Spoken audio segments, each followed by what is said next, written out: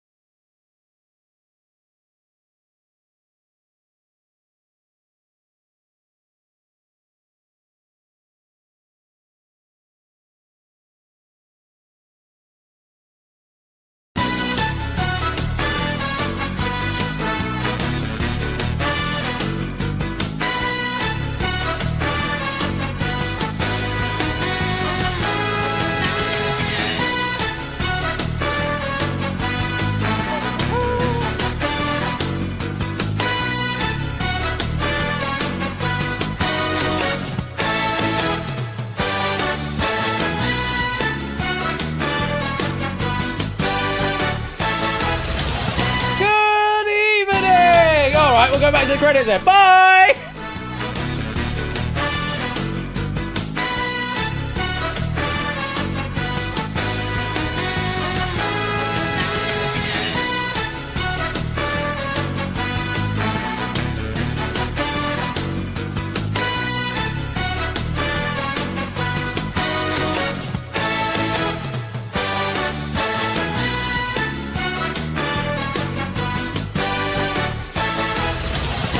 Good evening! How are you all doing? 49 months. Keep the good memories coming. We're not doing it again, Matt. For the 49-month resub there, 7x7 resub at tier 3. Thank you very much for that, Matt. Hope you're doing well. Welcome on in. Very generous of you. And welcome on in to Quiz Night on a Wednesday. Quiz Night on a Wednesday. It is the 5th of July. And we've got Wipeout for you this evening. And we've got Secret Fortune, the little the envelopes in the Toaster Rack and Riches. We've got that later on this evening for your delectation. But first of all, we do have some Wipeout to play, and we've got some great games of Wipeout actually coming up over the next 3 boards, and hope you're all looking forward to that. Hope you're all doing well this evening. Hope you had a good weekend. Welcome on in. What happened to me over the weekend? Not much, really, actually. Not much happened to me over the weekend. Claire. Happy Wednesday, Ashtastic. Ashtastic. Thank you for the 29-month resub there, Claire. Appreciate that. That is greatly appreciated. I hope you're doing well. We did have a follow from Whack Whack.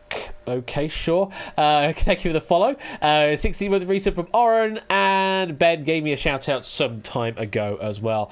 I think the only interesting thing that really happened to me over the weekend, and it's only interesting because it actually arrived on Monday, so really wasn't even a weekend thing, is new phone. I got new phone. I got shiny. It's the S23. I had the S21. It's basically the same kind of phone.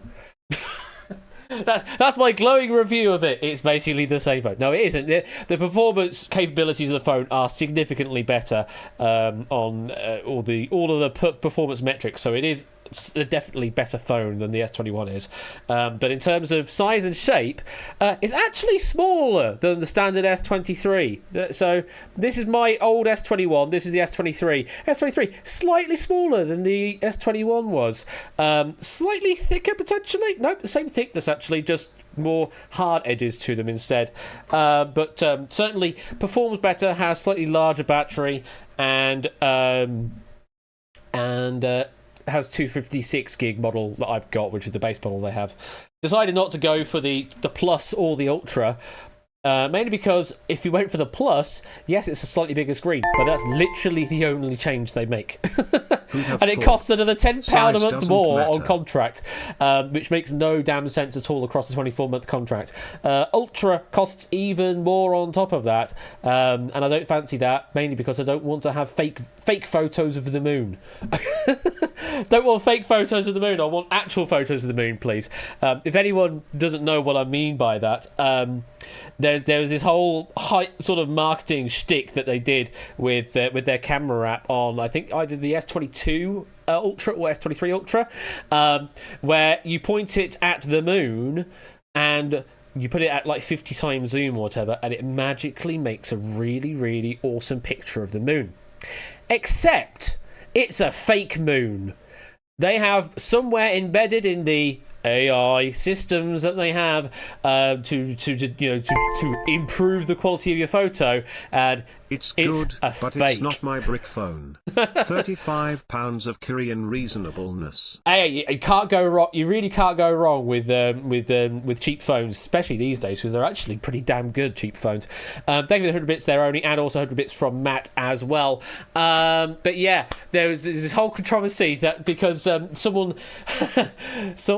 proved that it was a fake by taking a photo of the moon just on their own SLR camera or something like that, or they just got it off of a stock photo site, printed it out, but really blurry, like super blurry, so that you basically just couldn't tell that it was a moon. And then he pointed the S22 or 23 at it, and it interpreted it as a moon and just went, boop, there you go, there's detail that never existed before.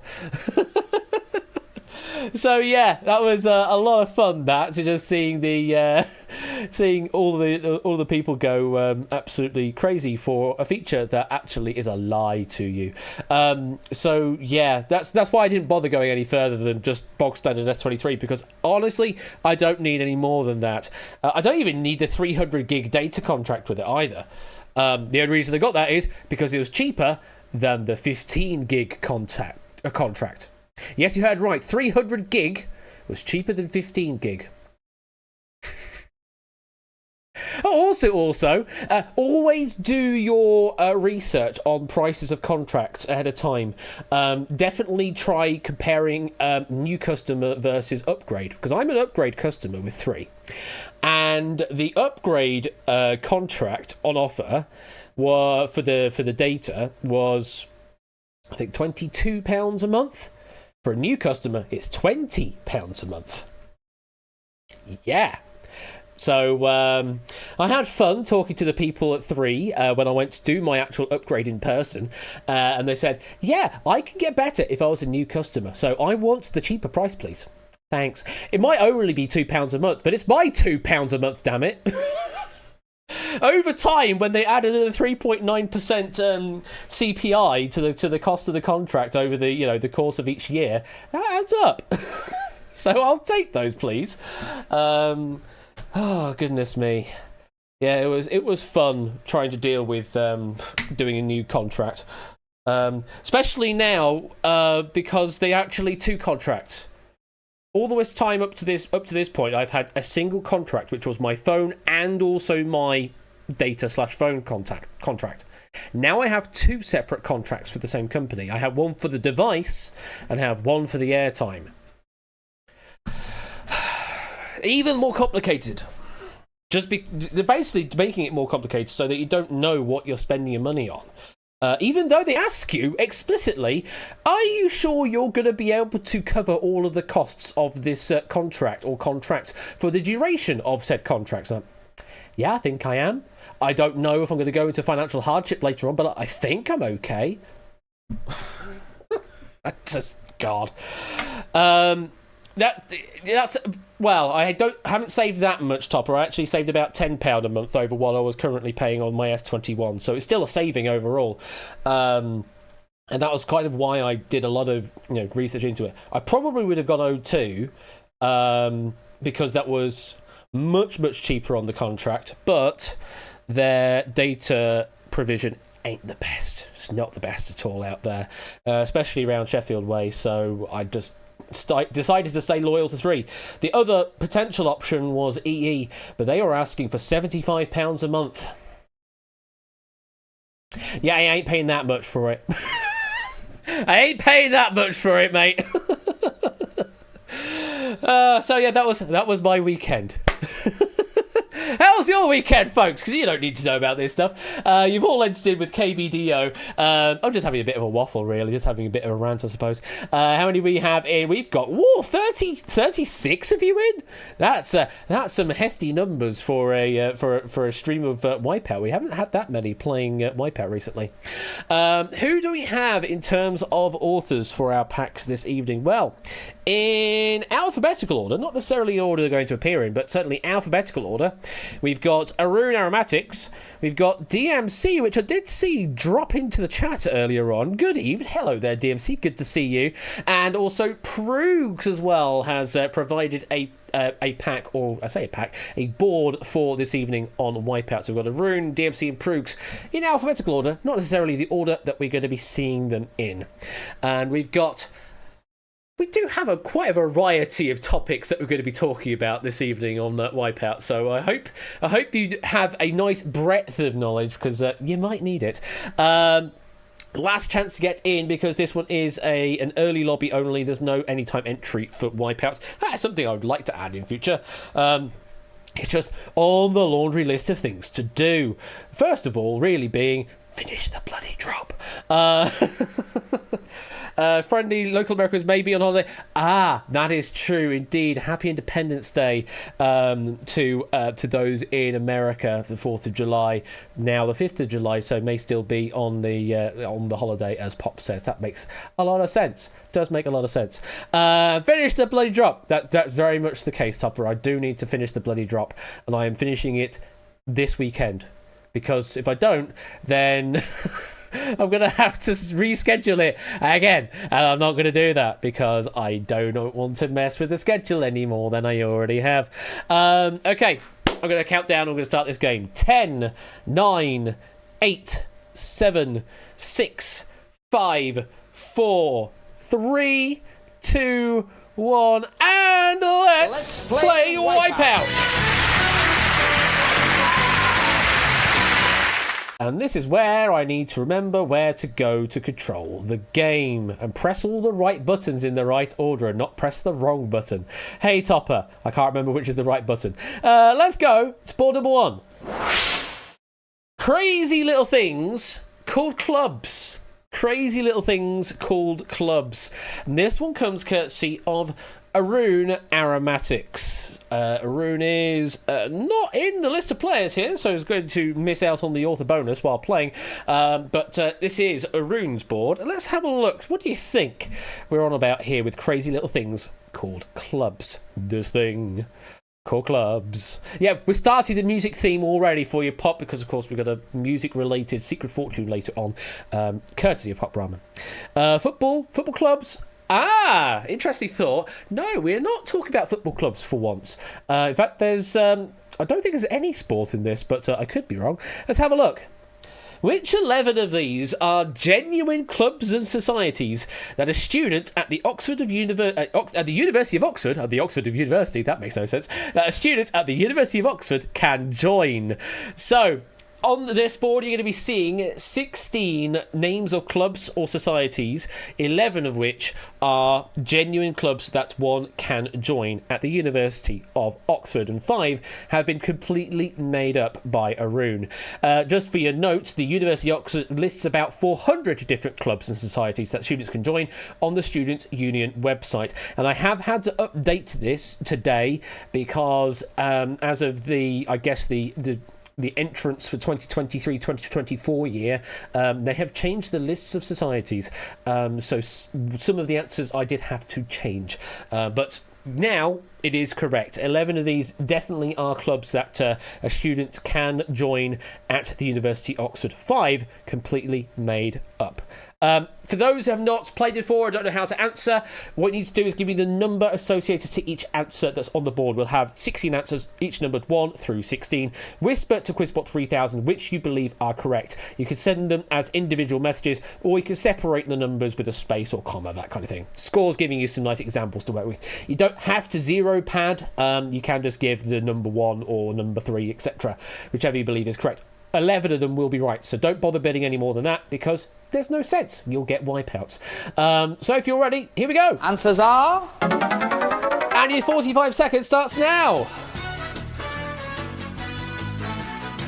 So 11 of these clubs are genuine clubs that you can join as a student at the University of Oxford. You always put in a bid of 1. Because you've got an 11 to 16 chance of getting it right at the very least. Of course, also when we get into rounds 2 and 3, you kind of need to give me more than at least one answer to preserve your score. Because any answer that you select that is wrong in this game will wipe your score down to 0, hence the name of the show, Wipeout. But the more that you can bid in time, well, the greater the score increase. And that there is your round of bidding. All 16 answers on the board have been selected, so this is our only round of bidding.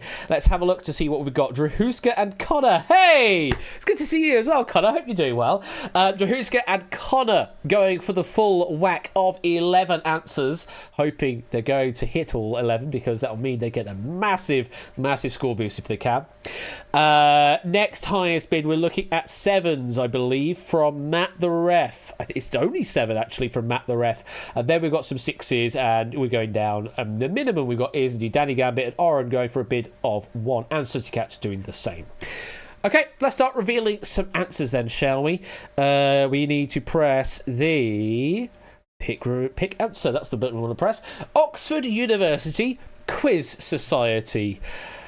Quiz Society, you say? They'll never catch on. Yeah, absolutely, there's a quiz society.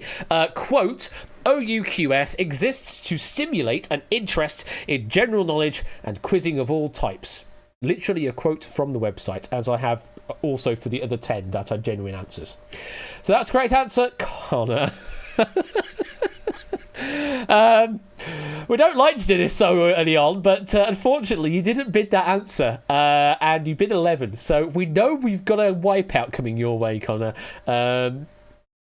Just sit tight, I suppose, and see when it happens. Next up, we've got the Oxford University Rifle Club. Okay, going for the guns, I see. 15 players have gone for the Rifle Club. That is correct, yes. We are a friendly target rifle club which offers the opportunity to shoot indoors at a range of 25 yards using 22 rifles, and outdoors in the summer season with bigger rifles up to a distance of 1,200 yards. Goodness me, that's a lot of yards. Not quite a mile though. So good answer if you gave me that. Still going on, let's continue to...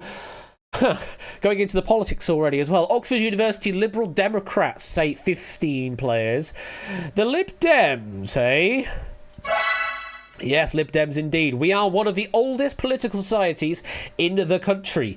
Every week we hold spirited discussions, capital S, capital D, a lively debate of contemporary issues with social drinking for students of every political persuasion. Well, there you go. If you're interested in the Oxford University Liberal Democrats, there you go. That is a society you can join. No one has bid out just yet, so we're continuing on to... there's some sport. I did miss the sport in this one. Oxford University Gaelic Football Society. Say 14 players. Gaelic football. I mean, it's an underrepresented sport. Do they have a Gaelic Football Society? Oh, no, they don't. No, they do not. That was a fake answer from Arun, I'm afraid. Very, very plausible. 14 of you fell for it. Unfortunately, 14 of you have just wiped your score down to 0. And also means any other answers that you have bid in this round of bidding will count for naught, because you had a wipeout in your bid somewhere. Hard luck there to Drahuska, Matt, Punman, Ben, Claire, Lottie, Bus, Ralph, AJB, Basunis, Riz, Prugs, Connor, Can't Quiz, It Sportsy, and AB Me, all falling foul there. Never mind, let's continue on to the Manga and Anime Society. Say 14 players. Manga and anime with Oxford? Yeah, no, they do not have either a manga or an anime society. I had to search both individual words just to make sure. And yeah, they do not have that, I'm afraid. So another wipeout for you, for Null Hypo, Toots, Tadaro, Shadowmane, K-Jarves, and all of the others there. So already we have over half of you have wiped out on this particular board. How many left have we got to go? Well, we've got 3 more wipeouts left of the board. 8 correct answers. We've still got 11 players. 12, 13, 14 players that have the potential of actually scoring on this board. Okay, so we'll shake that off a bit. Let's try and pick up some correct answers again. Let's go to the Kickboxing Club. Oxford University Kickboxing Club. What do we say? Yes, that one does exist. Now, before, I think this was just a boxing club. That one isn't listed anymore, but there is a kickboxing club. And they say, quote, at Oxford University Kickboxing Club, or OUKBOOK, we still consider kickboxing to be a martial art. I didn't think it wasn't, but apparently they're setting the record straight and saying that kickboxing is a martial art. So congratulations on selecting that. Hey, Mickey! You are the first good news I can deliver here, because you have banked out on 1,500 for now. You still have 2 more boards to get through, though. See if you can hold on to those 1,500 doots. Everybody else still haven't banked out a score just yet. Next, we go to the Alternative Music Society, the AMS. 11 players have gone for that. That one exists, yes. We are music fans, music lovers, music nerds, whatever you want to call it. Join us for listening parties, socials, jam sessions, and alternative energy. Ba-dum-tsh. Very well done. 11 players scoring on that one. Ali now banking 1,500. Sooty Cat, that was your one and only answer, but it's good enough to bank out 500 for the time being. You're close to being Wipeout, you say, Ondi. Well, not necessarily. You're at the top of the leaderboard right now with 3,000. You still have 2 more answers to give. They could still be good answers, Ondi. Let's continue on. We're going to go to the Oxford University Beer Tasting Society. Oh, that does sound like a good society, though. Beer Tasting Society. 10 players have gone for this. Yeah, it sounds so good. Unfortunately, it's a fake. Does not exist. Beer Tasting Society does not exist. Anything relating to beer, unfortunately, does not exist as a society at the University of Oxford, but it should do. Jogging falling foul, Topper, Cetra, and everybody else there all falling foul. We're now down to just 11 players now that can score positively on this board. 3 have banked out of those 11, so we've still got 8 players in the influx right now. We only have 2 wipeouts to avoid, so you're doing good. There's still 6 correct answers on the board. Let's continue. The Star Wars Club. Ondi, Not a Cat, Opsy Maths are those currently at risk. Star Wars Club. Well, I can tell you, there is a Star Trek Club. That is something I did find when I searched. Star Wars, though?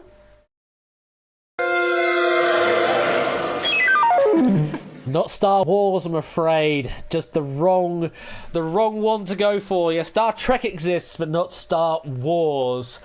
So hard luck there. Ondi, Not a Cat, and Opsy just getting a wipeout there and returning to the wipeout zone.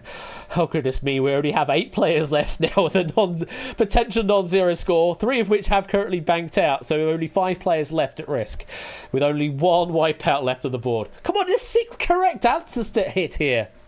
There's a reason I picked this as board number 1, because I realised it was going to be a harder board to play. Okay, continue on to your next answer, which was the Oxford Afrobeat Society. Oxford Afrobeat Society. 8 players have gone for this. Colo, you're the one at risk here. Need this right to bank out 4,500, I believe it will be. Let's see. Oxford Afrobeat Society. Oh no! But on that particular answer, there was a mystery prize. If you haven't played the game for a while, it's something I have randomly added on a whim. On a random wipeout, some of the time, you'll get a random wipeout mystery prize. And for those that gave that particular wipeout answer, so that's Colo, K-Jarves, Topper, Proogs, Opsy, Trahuska, Cartquiz, and Connor, outside of your current game score, you have just been given 1,916 doots for free. That's yours to take no matter what. So congratulations to you on picking the final wipeout answer. Oh, well. So it does mean for Puzzledan, Oni, Flyboy, and Oren, you're guaranteed safe with your answers. And we still have 6 correct answers to reveal. So let's go through the procedure. So we've got the Oxford Mises Society. This is the purpose of the Oxford Mises Society is to promote intellectual discourse on the ideas of free market capitalism, the Austrian school of economics, and libertarianism in the University of Oxford. The society is named after the great 20th century Austrian economist Ludwig von Mises. Well, there you go. That was incredibly dry. But Puzzle Dan, hey, you're up to 5,000. That's what we like to see. Next up would have been the Gargoyles. Let's find information on the Gargoyles. Where's the Gargoyles on here? The Oxford Gargoyles are Oxford's foremost vocal jazz group, made of up to 10 to 15 students in Oxford. Okay, fair enough. Flyboy up to 3,000 and safe. Same with Oren. Just Oni's answer to reveal at some point. Those in the wipeout zone that did give a right answer with Swift Sock there. That is the Oxford Taylor Swift Society. Yeah, that exists. It's dedicated to the collective appreciation of Taylor Swift. That's a correct answer. Oxford University Tea Appreciation Society also exists. Let me see if I can find that one. The club's objects are the support, development, improvement, and promotion of tea drinking and related pursuits in the University of Oxford, insofar as such objects are charitable, and the income and property of the club shall be applied solely to those objects. The hell description is that? The hell description is that? Such pretentiousness in a club society description. Then we've got the Oxford Blockchain Society. This is what I had to add in, and yes, does exist. Our mission is refined towards fostering Oxford's blockchain ecosystem by maintaining a distributed network of students, academics, and industry actors. And then finally, only picking the absolutely apt choice here of the oxymoron. Are you funny? No. Can you at least try to be? Here at the Oxymoron, we provide the City of Oxford with the finest in modern satire. And if that fails, toilet paper.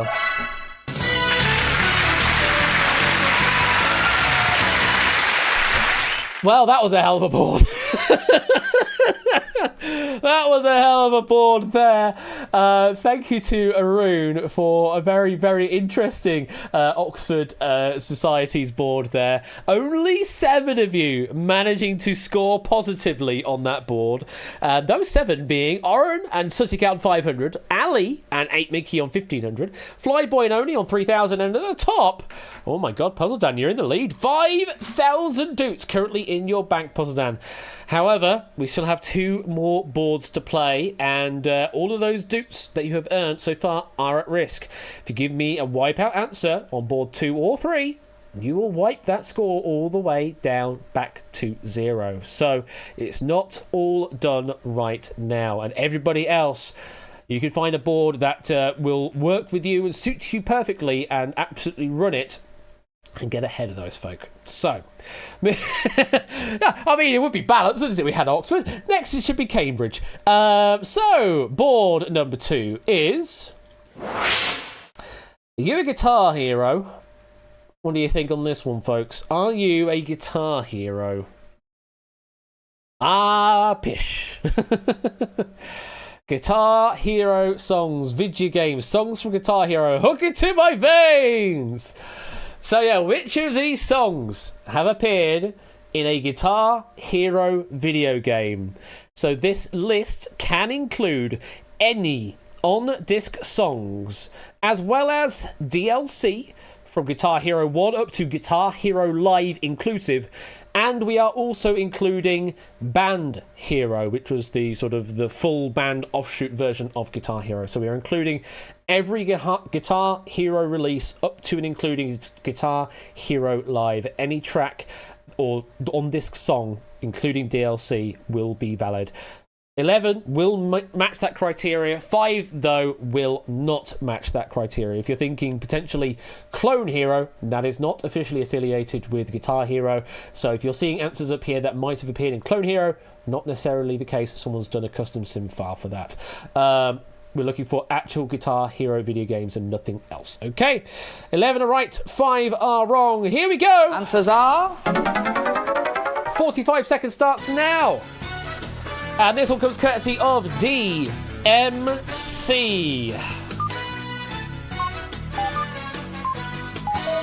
Yeah, unfortunately, that was not included either, K-Dubs.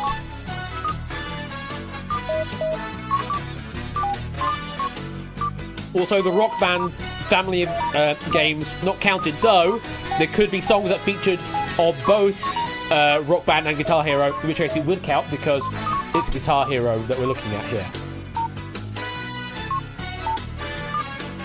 10 seconds. Get those bids in. What songs are these? They're rock songs. Or at least most of them are. All 16 answers from the board have been picked, so no more rounds of bidding. And Rahuska and Connor, the usual suspects, going for the full 11. Okay, Connor, let's see if we can get past the first answer, okay? Let's see if we can get past the first answer. Puzzle Dad at the top of the board with most to lose actually going for quite a bold bid of 6 at the top there. They've got Oni go for a bid of 5, so going one higher than Oni, who's quite the rhythm game bod. So we shall see how this all goes. Good evening to you, 666. Hope you're doing well. Welcome on in. Fortunately, you can't join this game midway, but we do have a different game later on called Secret Fortune that you will be able to join in if you sit tight. Just have a bit of fun while at home. Okay, so let's have a look at some answers. We're going to welcome to the jungle straight away, I think. Yes, welcome to the jungle. Not the Jumanji film. No. Welcome to the jungle. What are we thinking?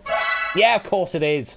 Welcome to the jungle. Guns N' Roses Guitar Hero 3. And maybe other versions as well, but certainly was introduced in Guitar Hero 3. You got one, Connor. 10 more to go. And we've got Ape and Ralph and Flyboy just going, yeah, I'm done.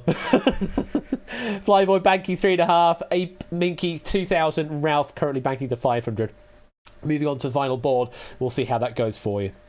Next, it's the final countdown.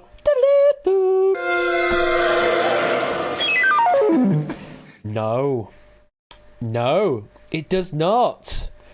I'm afraid.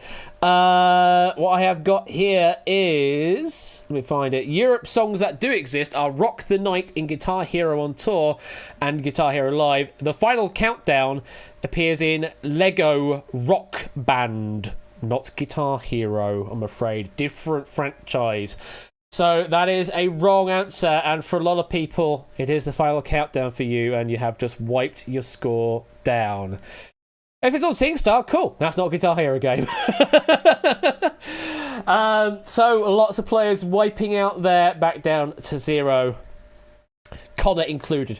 Okay, so pressure's off now, Connor. Pressure's off. And same for Jahuska as well. We've already seen your wipeout. Next up. Oh, was that Puzzle Dan? Oh, Puzzle Dan also went with that answer and is wiped down to 0. Hard luck there. Okay, next up. The boys are back in town. This is a hell of a story we're currently telling right now. Yes, by Thin Lizzy. That was in Guitar Hero Metallica edition. The boys are indeed back in town. Claire banking out 500 on that one. And that's all I can say, I suppose. Next up. Du hast. What are we thinking? Yes, by Rammstein in Guitar Hero 5 you would find Du hast. No one banking on that answer there, only making some progress. Toot still looking for 1. Next, Mr. Brightside. Yeah, that song that we talked about the other day. Let's go back again. Mr. Brightside by The Killers. Yeah, Guitar Hero World Tour and Guitar Hero Live you would find Mr. Brightside. Enough said. Next, London Calling. That's a better song by The Clash. London Calling. Is it right? No. It is not the right answer. It is a wipeout. So Clash songs that do exist would be Safe European Home, Complete Control, and I Fought the Law. But you would not find London Calling on any of those lists, I'm afraid. Though that was a mystery prize wipeout. We seem to be very generous on the mystery prizes. For those that gave that answer, Puzzle Dan, Null Hypo, Danny, Pum and Ben, Dogging Lottie, Whack Whack, AGB, Matt, Cut Quiz and Connor, you just got a mystery prize of 2,329 doots. Just for free. So congratulations on getting some bonus doots for giving me another wipeout. Oh, Puzzle Dan. That was so you had 2 wipeouts in your answers. Oh dear. Okay, we still have 7 right answers to reveal and 3 wipeouts. We're going now to Ziggy Stardust. That's correct, yes, by David Bowie. You would find that Guitar Hero. As in 1. Yes, it's on Guitar Hero. There you go. Mr. Vertigo, Sunny Cat banking out 1,500 and 1,000 apiece there. Toppy is still looking for 1. Ali looking for 2. Oren looking for 1 more on the board. Next up, we're going to... Is this the real life? Is this just fantasy? Bohemian Rhapsody by Queen? Yes, of course. Guitar Hero Warriors of Rock, you would find that on. So, nicely done. Only looking for 2 more. Ali and Tadaro looking for 1 more answer. There are 5 correct left to reveal. 3 wipeouts to avoid. Next up, we're going to... Anyway, here's Wonderwall. Yeah, I'm afraid that's another wipeout answer for you. Wonderwall by Oasis. Well, Oasis songs that would exist are, some might say, Waiting for the Rapture, Falling Down, and Wonderwall itself was DLC, but for the rival company, Rock Band, you would find it in, not in Guitar Hero, I'm afraid. So another wipeout there for Null Hypo, Cetra, Lollibus, Sportsy, Drahuska, Shadow, Matt, and Connor. 2 more wipeouts to avoid 5 correct answers. Next up, we're going to American Pie. Oh, hello. And it's Chris! Oh no, I'm late. No, I'm late. Yeah, unfortunately, you are late to join this game, but we will have Secret Fortune later on that you can join in on. Thank you for the double Twitch, baby! It's Twitch Twins, it is! Thank you very much for that, Chris. Hope you're doing well, and welcome on in this evening. American Pie. Is that in? Surely it's in. Yes, it is, by Don McLean. It's in Band Hero that you would find American Pie. Band Hero. Oren and Amy Me banking out 3,500 and 3,000 apiece. Only still looking for 2. Bassoonist is also looking for 2 down at the bottom. And Riswin, down in 26th place, is still looking for 2 correct answers. Let's see how well you can do. We've got 4 left that are right. We're going to Fury of the Storm. Only Topper, Toot and Riswin going for Fury of the Storm. Yes, by Dragon Force, Fury of the Storm. You would find that in Guitar Hero Warriors of Rock. You would find that in that one there. Nicely done for Topper banking out and Toots banking out. Riss looking for 1, only still looking for 1. Bassoonist looking for 2, and there's only 3 right up here now. Oh, you worked on this franchise, did you, Chris? Oh, really? Which games in particular did you work on? I would love to know. I would love to know. I worked at Ubisoft, Ubisoft Reflections, that now works on all the Just Dance games, but at the time I didn't work on that particular game, so I kind of missed out on doing Just Dance stuff. But yeah, very curious. 3 right and 2 wrong left on the board. We're going next to reveal. YMCA. Yes, you would find the YMCA by Village People in Band Hero. You would find it there. Ali banking out 4,500. Nicely done. There are only 2 correct answers left on the board. Bassoonist, hopefully you have those 2 remaining answers. Only Prug, Tadaro, and Riss also looking for 1 more answer. You did the Wii and PS2 ports on Hero 5 Metallica back. Oh, brilliant! Did I get that one? I had the Wii edition of which one of that did I have? Oh, I had it for 3. I had Guitar Hero 3 on Wii. Didn't have any of the others, I don't think. So I missed that one then. I missed that port then, Chris. That's cool. That's cool to know we've got, people in the rhythm games world, actual, game devs of the rhythm games world also around these parts. I mean, that's true. Everyone did kind of have DH3 on Wii. They kind of did, but shush. 2 right, 2 wrong left on the board. And we're going to Eruption. Now, all 4 of our 4 of our 5 Risk players have gone for here. Eruption by Van Halen. Now, there was a Guitar Hero Van Halen edition. Surely. Absolutely a correct answer to go for Eruption there. Only banking 10,500, Prugs 5, and Tadaru 5,000. Bassoonist, you did get 1 of the remaining answers, so you're still looking for 1 more. Riss, we are looking for 1 final answer for you. Hopefully you have got it. There are 3 left up here. 2 are wipeouts to avoid. Next. Red Barchetta, says Bassoonist, but not Riswin. It means one of you is wiping out, at the very least. Could be both of you still. But at least one of you is wiping out. Red Barchetta by Rush. You would find that in Guitar Hero Warriors of Rock is where you would find that track. Bassoonist, banking out 3,000. Very well done. Unfortunately, wrist win does mean you will be wiping out momentarily. Let's reveal those two final wipeout answers. Voodoo Child, that one was by Jimi Hendrix, but Jimi Hendrix songs that do exist in the franchise are Freedom, If 6 Was 9, Fire, live at Woodstock, and Foxy Lady, live at Woodstock. And finally, Growing on Me, you would find that's by The Darkness, and songs that do exist in the franchise are I Believe in a Thing Called Love, I Am Santa, Christmas Time Don't Let the Bells End, and Barbarian, which appeared in Guitar Hero Live.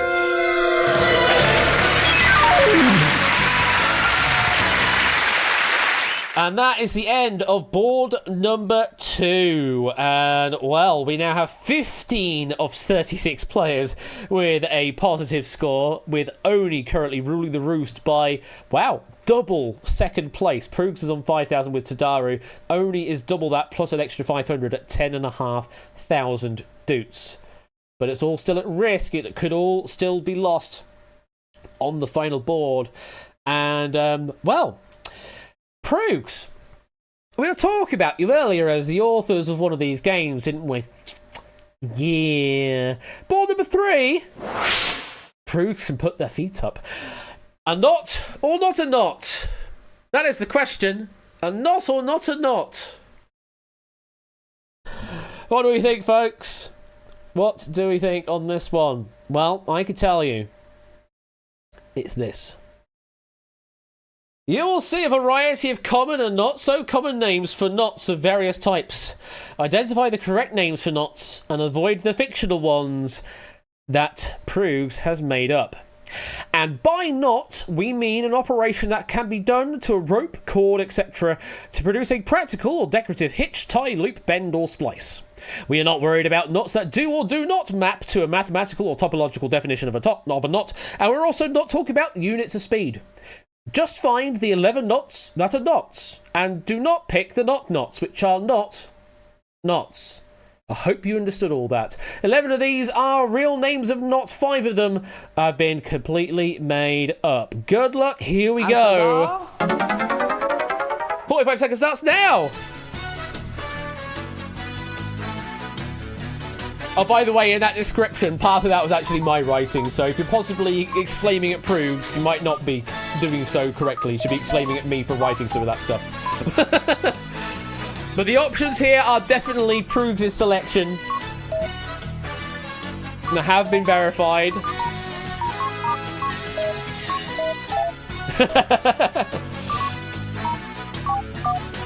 "15 seconds, remember, a bid of 1 to preserve score potential.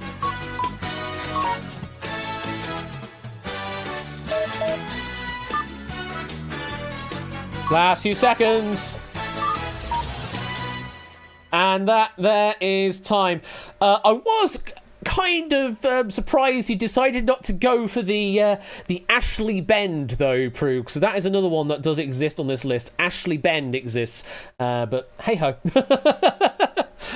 No knot was not chosen. So how many answers were taken? All 16 answers were taken this time. So this is our only round of bidding. So, here we go, folks. Last round. Let's see who can preserve their score at the end of the round. First up, we're going to a clove hitch. 21 players have gone for a clove hitch.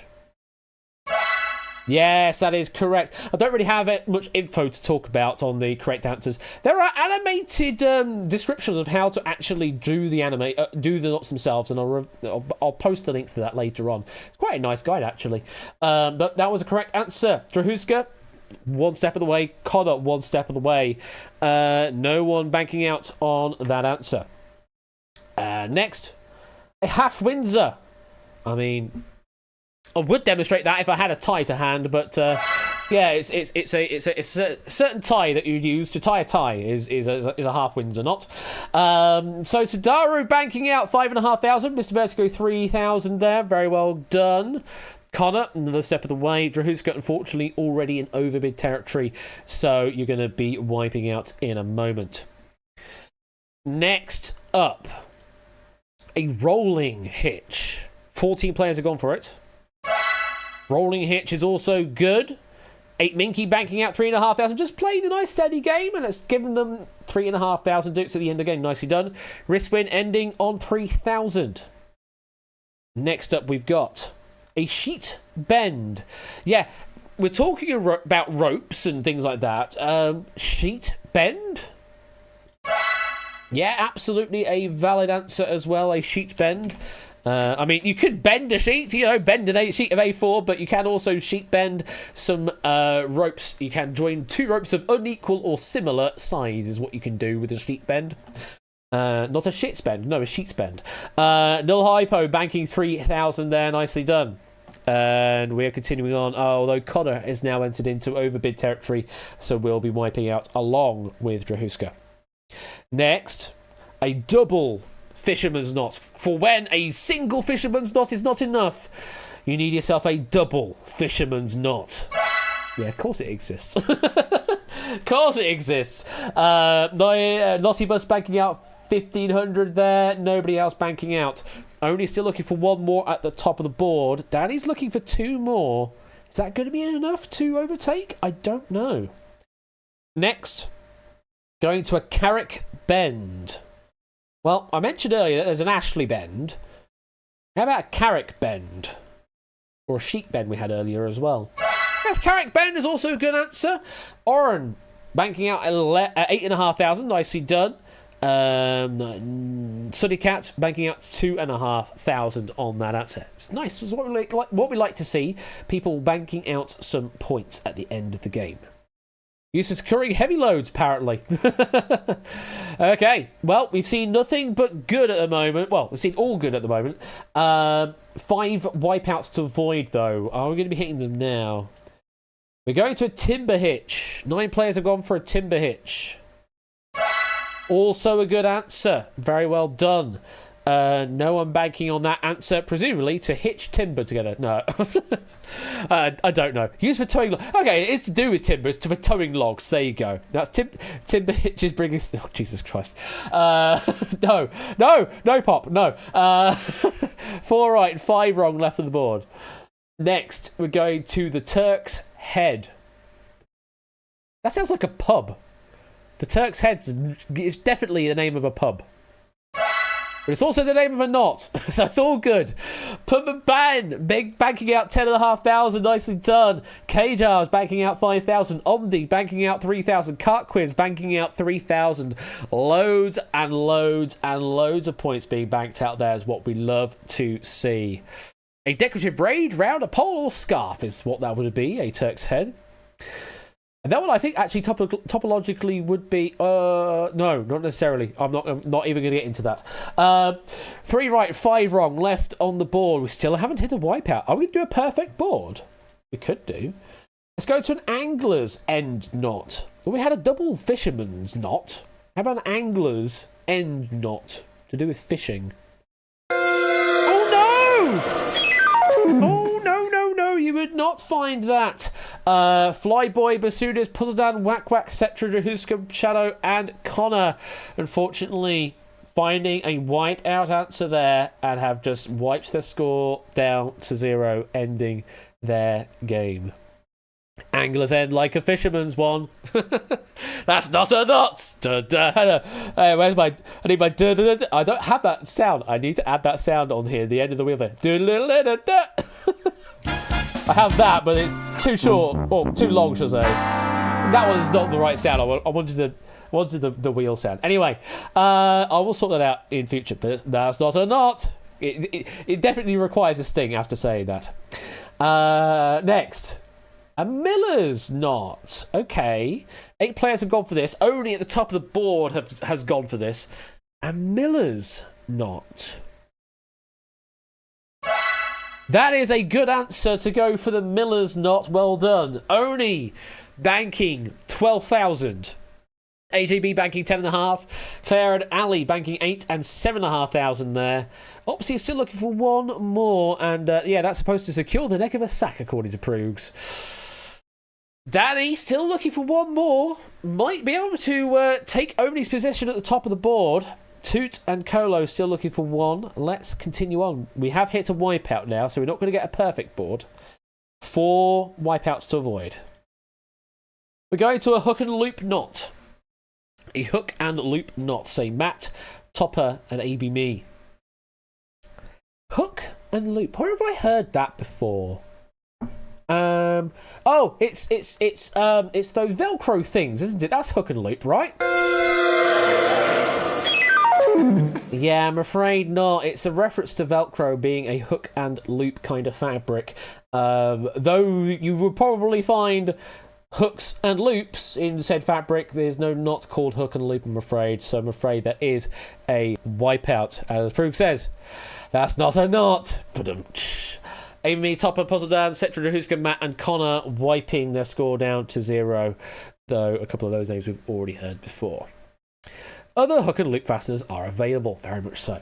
If I was on the BBC, then I'd be saying that. Okay, 2 right and 3 wrong left on the board. We're going to go to the icicle hitch. Toot, Opsy, and Jogging, hoping this is a correct answer. Toot and Opsy hopefully to bank out. Jogging looking for another answer. There's only 2 correct answers left on the board, so this is critical for Jogging. Icicle hitch? Well, like, literally round an icicle? Don't think it is, but it is a correct answer for at the very least. Toot's banking 10,500, currently tied with Danny Gambit. Opsy banking out 7,500. Jogging, you're looking for one more answer. There's only 1 right answer left on the board and 3 wipeouts to avoid. Danny, Colo, Ralph, Jogging, and Not a Cat. You have to find that one final answer to bank out some points. What have you gone for? 2 of you have gone for a hiker's hitch. Danny and Not a Cat have gone for a hiker's hitch. As in a hitch hiker. Hiker's hitch? Hitch hiker?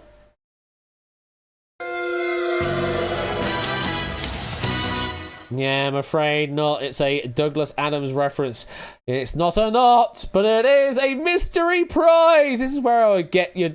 This is where I would get a towel out, presumably. But unfortunately, I can't gift you all a towel. Danny, Not a Cat, Cetra, Jahuska, and Connor, you will be getting 2,445 doots as a consolation prize, though. So congratulations on the consolation prize. Which leaves Colo, Ralph, and Jogging looking for one more answer. You want to use Hiker's Fall? Alright, 3 players left in looking for one final answer. And only one of them's gone for a minor hitch. Colo, you have gone for a minor hitch. Minor hitch is when I have hackbox problems. There's a hiccup. It's a bit of a hiccup. It's not a knot, I'm afraid. It's not a knot. So Colo, Shadowmania, Huska wiping out there. Hard luck. Leaves us with Ralph and Jogging left now. Still looking for one answer. And there is one correct answer between these 2. And it's a bend. It's either a Buckingham or a Zeppelin bend. One of these is a valid bend, and one of them is not a valid bend. Which one's going to go round the bend, and which one's going to knot and tie this up? Let's find out. They've both gone for a Buckingham bend. Ralph and Jogging. 1 left to give, going for the Buckingham bend, avoiding the Zeppelin bend. Is this the final correct answer on the board? Or is it not a knot?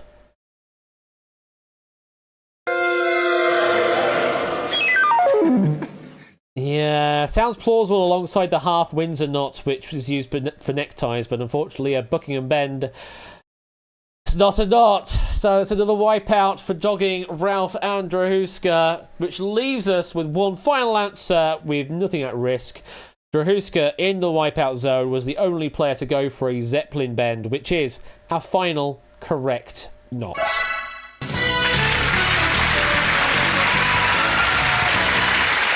At the end of the game, 19 players have a score going from Lottie Bus at 1500, Sooty Cat at 2500, Kart Quiz Riz at Riswin, Null Hypo, Miss Vertigo, and Ondi 3000, 8 Minky 3500, K-Jazz 5000, Tadaru 5500, Opsy and Ali 7500, Claire 8000, Oren 8500, AJB 10.5 along with Ben and Toot only on 12,000, but just pipping at the end of the game there with the 10,000 author bonus. It is Proogs.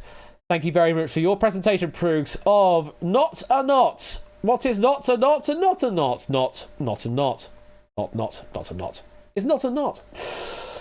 Things were knots and some of them were not knots. You see, not.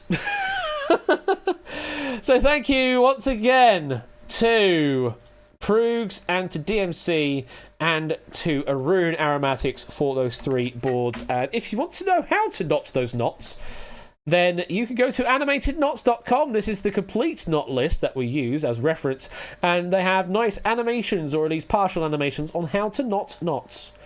And you can send me round the bend, or you can just send me a stopper. It's up to you. But there are plenty of other knot options over there as well. If you want to potentially knot your tie like a Pratt, then you can do that as well. So thank you once again to those 3 authors, and I hope you enjoyed that game of Wipeout this evening. And hope you're doing well there, JB. I've seen all the things you've been posting in Emotions and over in the Dumpster Lounge as well. And oh, goodness me, I hope you are doing well. I've not had to go through such hardship in my family before. I mean, I have had a member of my family pass due to cancer, but not a significant amount in such a short amount of time. So, sending you big hugs, especially since you've just moved as well. Sending you some big hugs there, JB, and hope you're doing okay. Right.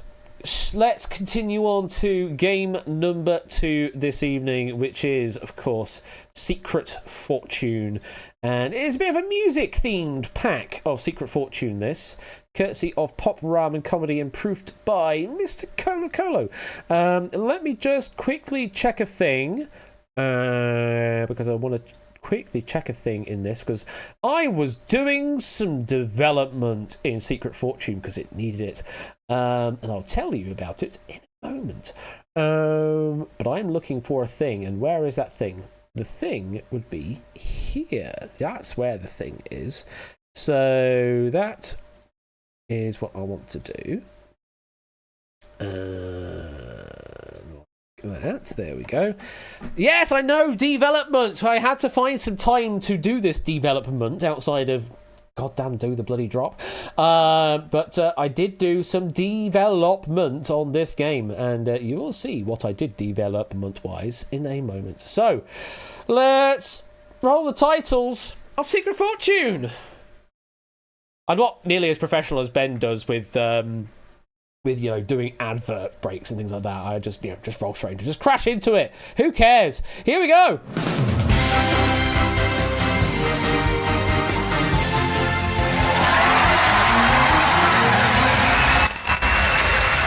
Ooh. I definitely need to clean this slider a bit. It's getting a bit...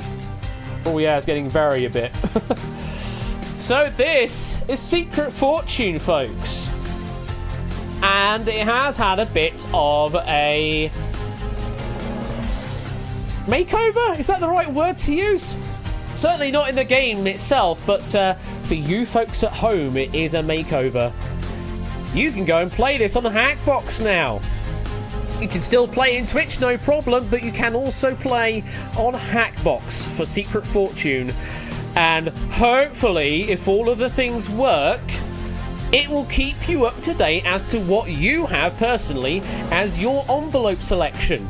So, gone are the days of you having to track numbers yourself.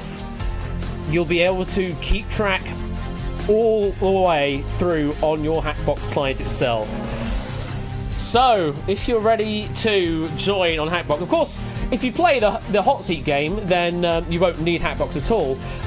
But it's there as an option for those that want a little bit of extra visual flair. I need to find my way to the thing. Where is the thing I need to do? This is the thing I need to do. So give it a moment, and it will tell you that the room code should be XPCT. XPCT. Enter in either on Hackbox or on Twitch. Now, something I have realised, there is no exclude button on Hackbox. So if you want to exclude yourself from being in the hot seat game, then you will need to whisper exclude to me, unfortunately. But that's fine, because once you've joined on Hackbox, then I receive messages from Twitch as well, no problem. So it's all absolutely fine. But you can join the game on Hackbox and then just whisper to Twitch. It's entirely a thing you can do. If you're a hot seat player, you'll need to be able to join on Discord and have a chat with me, and also playing as a pair as well. Danny Festash, yes, I am this tonight. Let me go to the live stream. That was what I was going to do. Is I need to go to Discord and click the things so that I can go and join the live studio like that. There we go. And also need to share my screen in Discord as well. Thank you for the 100 bits there, Poznan. Hopefully, we'll get that manifest. Well, we'll see. There's been quite a few people that are excluding themselves from the main game. But that's entirely their decision. So yeah, hopefully Hackbox should work throughout the entire thing. I did very, very limited testing on this. And I'm hoping that it will work and not crash the entire thing. But we'll see. That's also true score, yes. If you play this game, you will get a minimum of 100 dudes. That's the guarantee. You're guaranteed to win something. It's just how much you earn depends on how well you play the game. If you do nothing, it does all the worst decisions for you. If you play the game, you can still do all the worst decisions yourself, but hopefully you should do slightly better than the worst thing. I'll give you one more minute to enter in, because this is also an early entry lobby only. Don't have any time entry for the time being because things and stuff and things, and it's complicated to do with this game particularly. Absolutely proved. You can enter, play randomly, and you could win the top prize of 100,000 dudes. It's entirely possible. As I say, on Hackbox, it should, in theory, keep track of your game on the Hackbox client, so it will show you what envelopes you currently have in play and what decisions you've made so far, including things like if you actually missed the opportunity to answer, it will tell you that you did that as well. It won't give you any timer reminders, so keep an eye out on Twitch chat and give an answer in a decent enough time. Well, you do this final loop round, and then we'll pick out 2 players for this evening for the hot seat game.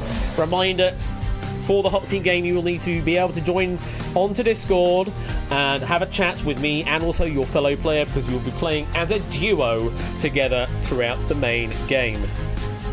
And the usual rules for this game: try and answer as close to what the question is asking for, and you will do okay. I have actually put a reminder box, a hat box, when we get to questions rounds 1 and 2, to remind you what you're doing.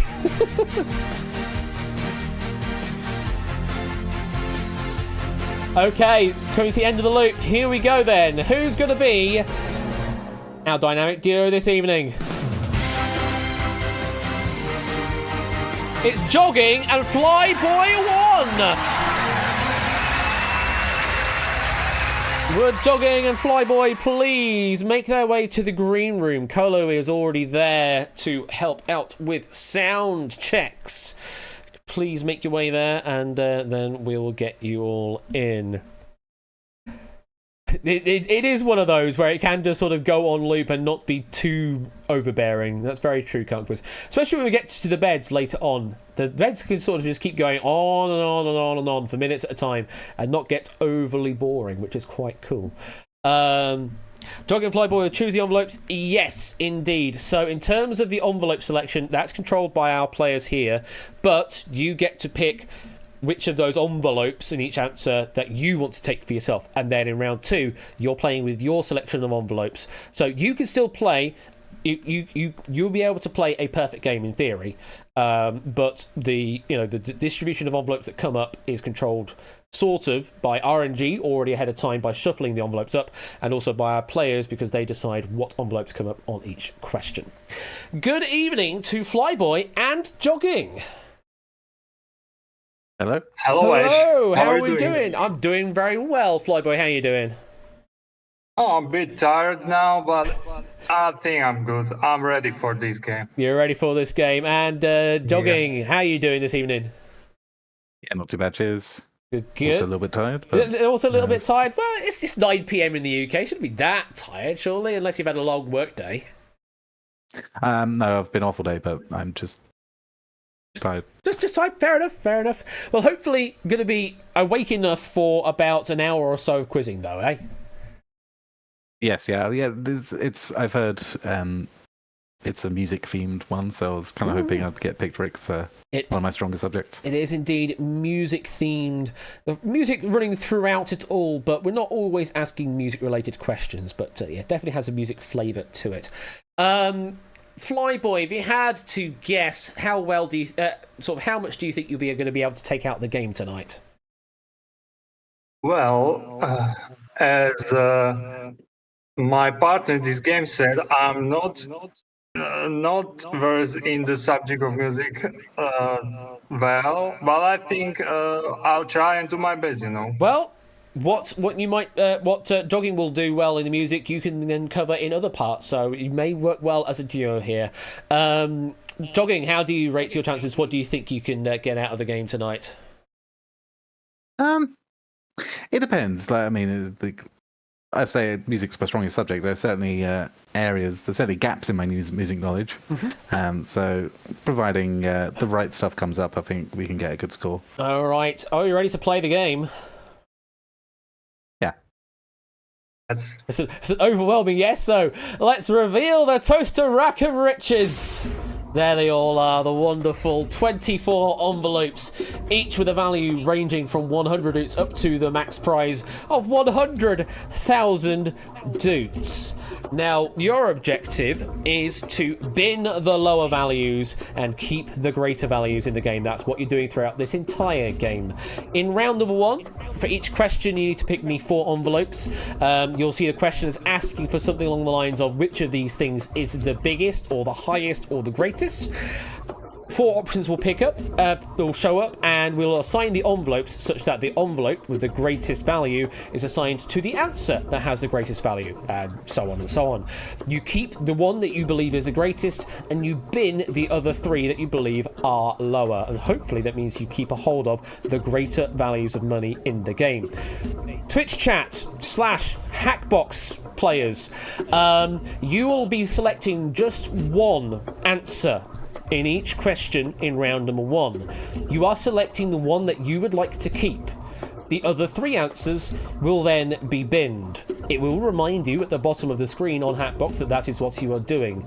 So long as you follow what the question is asking for, then you are doing the right thing. If you're answering in Twitch chat, you can whisper to Quizbot3000 and you can whisper ABCD, or in this round you can also whisper with the number of the envelope that you would like to keep in this case as well. Okay. Let's get on with the game. We'll go to Flyboy first, because you're first alphabetically. Pick me 2 envelopes, please, Flyboy. Okay, I pick 1 and 2, please. Okay, top of the shop, 1 and 2, and Jogging. I'm going to follow the procedure and go for 10 and 19. 10 and 19, we love it. So let's load those up. There we go. I'm just going to boost Flyboy's volume slightly so people can hear you slightly clearer. And your first question is this. Which song did Rihanna perform first? during her Super Bowl LVII 57 halftime performance. So the first one that she performed, that's the one you are trying to keep, and you're binning the other 3. The options are Bitch Better Have My Money, Only Girl in the World, Umbrella, and Diamonds. So as a reminder, we've assigned the envelopes such that the envelope with the greatest value has been assigned to the Rihanna song that was performed first during her Super Bowl 57 halftime performance. That's the one you're trying to keep, and you are binning the other 3. So did either of you watch the halftime show? Yeah. Well, unfortunately, I did not watch. Okay. It was on. I wasn't really paying attention to it. But I've got a decent idea of what isn't the correct answer. So, Okay, I'll let you pick. Go on. I believe Umbrella was performed quite late on in the show. Because I remember sitting there thinking that's like one of the only songs I know by her, because I'm not a huge Rihanna fan, and she hasn't played it yet. And then it finally came on, and I was like, okay, there it is. So I think I can fairly confidently say that Umbrella is not correct. So we can get rid of 1. So you want to bin envelope 1, yeah? Yes, please. Yeah, sure. Okay. Yes, please. Okay, we shall do that. That's your first envelope going to the bin. Your secret fortune tonight will not be. It's a good start. 3,000 dukes. Nice and low on the left-hand side. It's a good number to get rid of. 2 more to bin, though.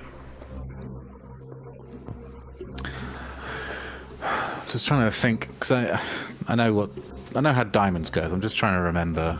I imagine she'd start with like a peppy number, something that's a bit more up tempo, just to get the crowd going. So I don't know if Only Girl in the World is a ballad. It sounds ballady to me, so I'd be inclined to say get rid of number 10 next, if that's okay with you, Flyaway. Yes, I completely agree with your logic there. Okay, we'll get rid of 10, please. Number 10, okay. We should get rid of that one as well. Your secret fortune tonight will not be. Oh, hey, it's a neighbour. 4,000 dukes. Okay, then. Nice. Nicely done. 1 more to bin.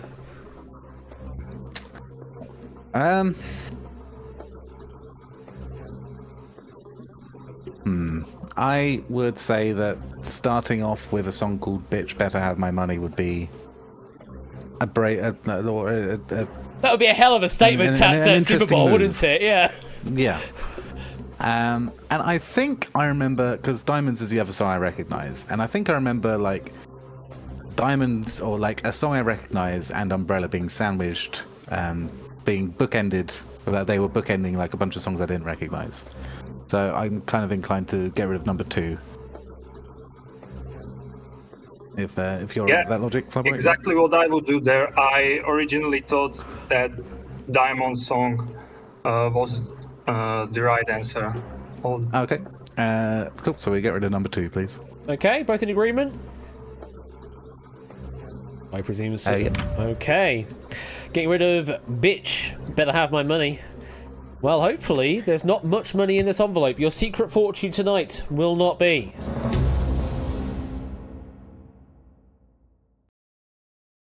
I shouldn't have jinxed things now, should I? Yeah, Bitch Better Have My Money. 75,000 dukes. Oh, Ouch. So that's one of the Power 6 gone. Not what you like to see. No. Does mean, we could have had a really wacky selection here, and Diamonds could still be the best up here, in which case you've got the 100k in it. Diamonds, number 19, you will keep envelope number 19 through to the next part of the game. Now let's have a look to see what was the right answer.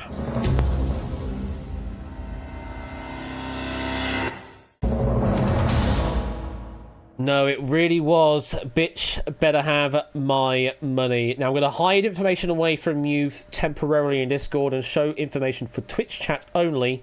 But I will tell you, It was a hell of a statement. It was the first track that appeared at halftime. What do you think, though, for Diamonds in envelope number 19? What do you think's in that? I think there's a decent chance that was the second sort of nearest song to the first one. So, well, envelope number 19. Oh, sorry, go on. Yeah, I have no idea where. No idea. Well, we did have a bit of a spread there from 4K up to the 75K, so it could be in that selection. Envelope number 19 could be Your Secret Fortune. Let's bring the share back for you there. Okay, that's first question down. We've seen the 75K go, which is not good news. Let's see if we can remedy the situation a bit. Jogging, 2 more envelopes, please. Let's go for number 24 and number 23. Okay, going for the bottom of the shop there, 24, 23, and Flyboy. Yeah, I pick 5 and 6, please. 5 and 6. So we've got 3 of the corners sort of dealt with. We'll get on to the 4th corner momentarily. Okay, moving on to question 2. Who was petering around first, i.e., which of these was born first? Is it Peter Gabriel, Peter Tork, Peter Noon, or Pete Townsend? Now we've assigned the envelope such that the envelope with the greatest value is assigned to the Peter. That was around first. Who was born first? That's the one you're trying to keep, as in the one that is oldest, and you're binning the other 3. Do you know of any of these Petes or Peters? I only know Peter Gabriel. Others I only know two of them. I only know, familiar. I only know Peter Gabriel and Pete Townsend. I don't know who the middle 2 are. Now, is that a reason you know that because they're more recent or older, or...? Peter Gabriel was in Genesis originally, and then became sort of solo guy. Pete Townsend is the guitarist in The Who. Okay. I feel like I've heard the name Peter Noon before, but Peter Tork is not ringing any bells whatsoever. Okay. Well, out of the 2... Oh. Sorry. Out of the 2 I do know, I think it's actually quite close, but I think Peter Gabriel is younger than Pete Townsend, because obviously the Who were around during like the 60s, and Genesis sort of started in like the 70s. Were they Yep, 60s? that makes No, sense. I don't know. So I think Peter Gabriel is younger than Pete Townsend, so I'll say get rid of 24. you happy with that, Flyboy? Yeah, sure. Go on, please. All right. Omelette number 24 going in the bin. Your secret fortune tonight will not be... We seem to have returned back to the other pack. 2,000 Dukes. I mean, it's a good selection. Very good selection. 2 more to bin, though, and only one of them you seem to be familiar with. So we're going to have to be going into unknown territory for at least one pick. The problem is that Peter's not a very sort of trendy name. So I feel like all of these people will probably, especially if Peter Gabriel was that low, I feel like the other 2 are also probably of like before our time.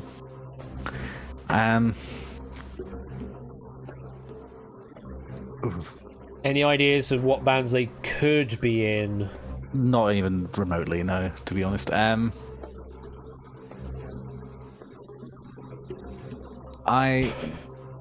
Based on that, I don't think Pete Townsend's that much older. So I'd say get rid of Pete Townsend next. What are you thinking, Flyboy? If you're okay with that, Flyboy? Well, there's nothing else for me other than just say yes. Go on, please. Okay. Yeah, we'll get rid of 23, please. Okay. Seems to have a bit of a jogging doing everything, and Flyboy just sort of nodding and agreeing at the moment. Well, hopefully we'll get some questions that you can participate in a bit more. But we're going to have to do an RNG roll about, so maybe get the coin out. We're going to get rid of envelope number 23. Your secret fortune tonight will not be 14,000 dudes. Right hand side, low value, not too bad. It is slightly larger than the 4,000, the 2,000 there was for Peter Gabriel. One more to get rid of between the talk and the noon. Any ideas? I have no idea. Flyboy, you can pick which one, whatever sounds best to you, and I'll agree. Okay.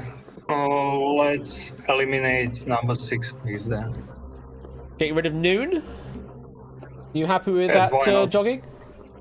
I think that's the one I'd pick, actually. Okay. What if I was to say that Peter Noon was from Herman's Hermits? Does that name ring a bell? It does, yeah. Okay. Where do you think that sort of name of band lies then between other bands you've had before with Gabriel and Townsend? They were sort of a Merseybeat band, weren't they? So, sort of early to mid 60s would probably be their heyday. So, yeah, I'm fairly confident that he's older than Pete Townsend, but okay, possibly younger than Peter Tork. Well, let's see. Envelope number 6 is going in the bin. Your secret fortune tonight will not be... Back to the left-hand side. 8,000 dukes.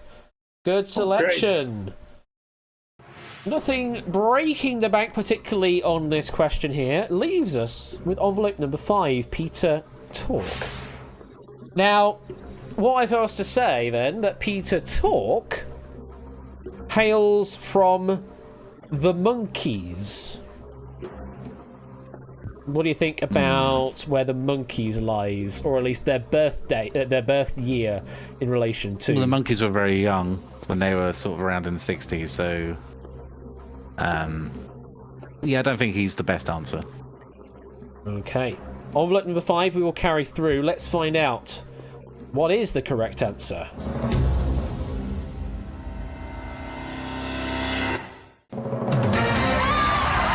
Tork is the correct answer. Nicely done, Bravo. You have managed to carry through the greatest envelope of that selection.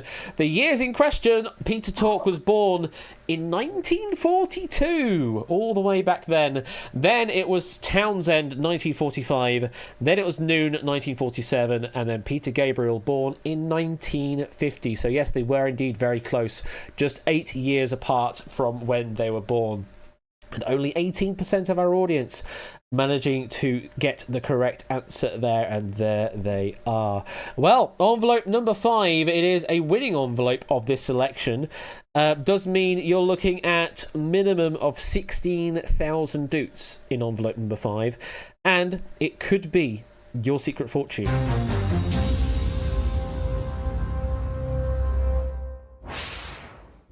Next up, question number 3, back to Flyboy for a selection.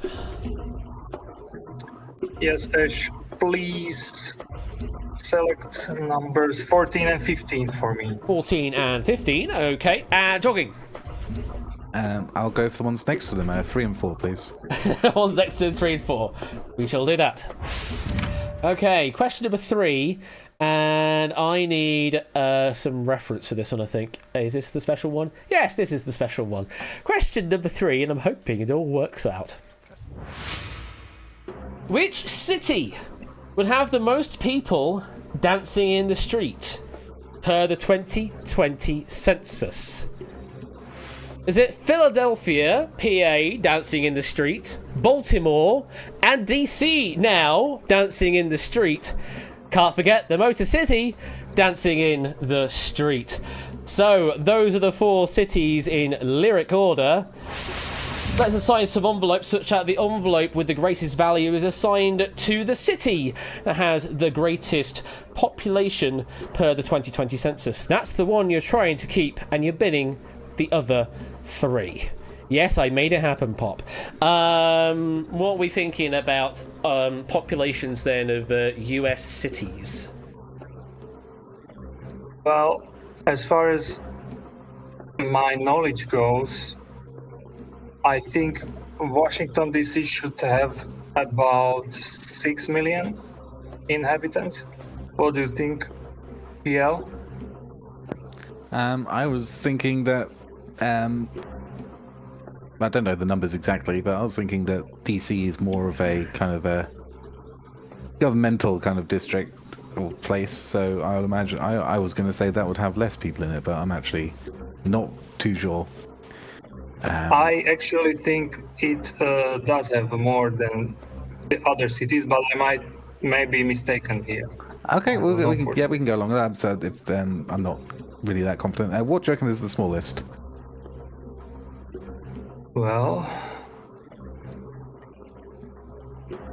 I'd start with the Motor City, Detroit. What do you think? I was going to say Baltimore. Start with. I think Detroit's quite large. Okay. But we can. Let's get rid of. Maryland, right? MD let's get rid- stands for Maryland, right? Yeah, Okay. Okay, so yeah. we'll go with your one first. Let's see how it goes. We'll get rid of 14, please. Detroit, yeah? Yep. All right. We will get rid of the Motor City, aka Detroit, envelope number 14. Your secret fortune tonight will not be 12,000 doots. Lowest on the right hand side, another good pick to get rid of. 2 more to bin. Should we get rid of my one next? Yeah, I suggest we continue with your original guess, Baltimore. Yep. Sure, we'll get rid of 15, please, Ash. Sure thing. I like this nice rapid discussion going on here. Means we can keep the quiz going on.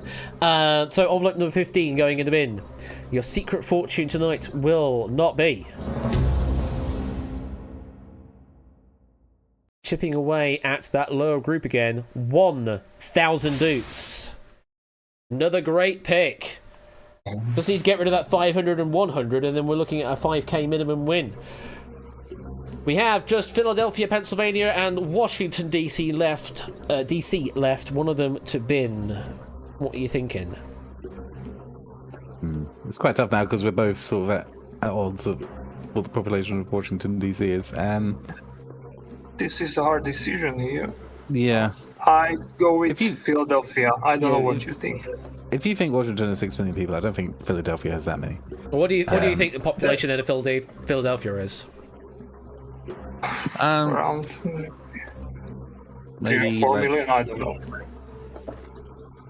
I'm not too good on numbers for like cities in America, but I could be way off. I was thinking maybe like 1.5 to 2 million. Okay. So sure, we'll get rid of Philadelphia, please. Both happy with that? Getting rid of Philadelphia? Yes? Yeah. Please proceed. Okay. Envelope number 3 going in the bin. Your secret fortune tonight will not be 20,000 dudes. On the right hand side, starting to creep into the danger territory there, but I think we're okay with that one going at this moment. We've got quite a good amount of damage on the left hand side there. So that leaves us with envelope number 4 for Washington DC. Flyboy, what did you say again about the population of Washington? Well, it was my rough estimate of around 6 million inhabitants there. 6 million. If I was to say that the largest on the list in the US, being New York, had 8.8 million as its population on the 2020 census, do you think Washington is approximately 75% of the population of New York? That's a good question. I'm not that sure right now. Not sure. Yeah, you made me hesitate. Let's find out. What's the correct answer?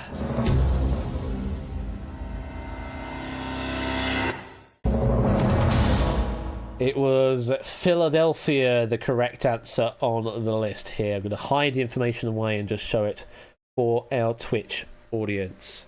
It is a swing and a miss for envelope number 4, Washington, D.C., but what do you think of the value of that envelope? Where do you think it sits? I'm still not sure it's got that many people in it. Okay. So I can't. I'm not sure. Yeah, it must be fewer. Yeah. Well, envelope number 4 could be your secret fortune.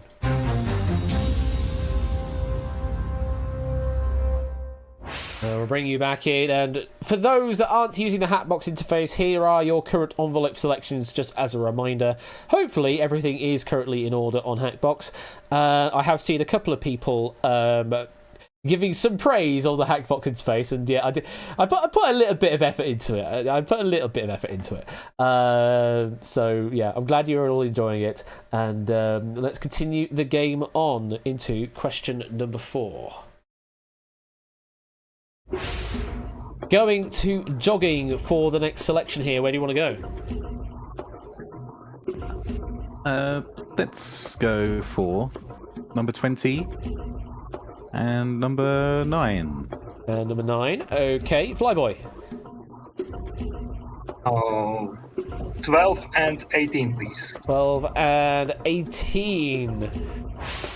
Flyboy unmoving in wanting to pick adjacent envelopes here, and jogging just go for pure chaos. I like it. Okay, question number 4 is this one. Which of these needle drops in the Guardians of the Galaxy movies happens the first? And by this, we're talking about when it happens first in the movies or films, not necessarily when they were first released. So for when they appear or are played in the movies, which is played first? Brandy, you're a fine girl. Father and son, I want you back. Come and get your love. So as a reminder, we've assigned the envelopes such that the envelope with the greatest value is assigned to the track that is played first in the Guardians of the Galaxy series of movies. That's the one you're picking to keep, and you're binning the other 3. Either of you watched Guardians of the Galaxy? The first one is literally the only Marvel film I've ever seen. Okay. But unfortunately, I know there are at least 2 or 3. So Yeah, there's 3. Yeah. There's a base jogging in chat from Sapster there. Any ideas at all? So my first thought is that I only know one of these songs, which I probably know all of them, but based on the song titles, there's only one that sticks out to me as one I've heard of.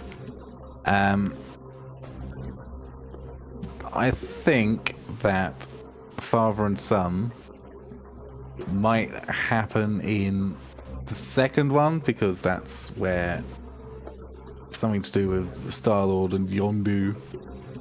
I know there's more of a character progression between those two. So I think that one might occur in the second film, so I'm inclined to get rid of that one first. Yeah, sure. Both happy with that then, Father and Son? Yep. Okay. Envelope number 9 going in the bin. Your secret fortune tonight will not be.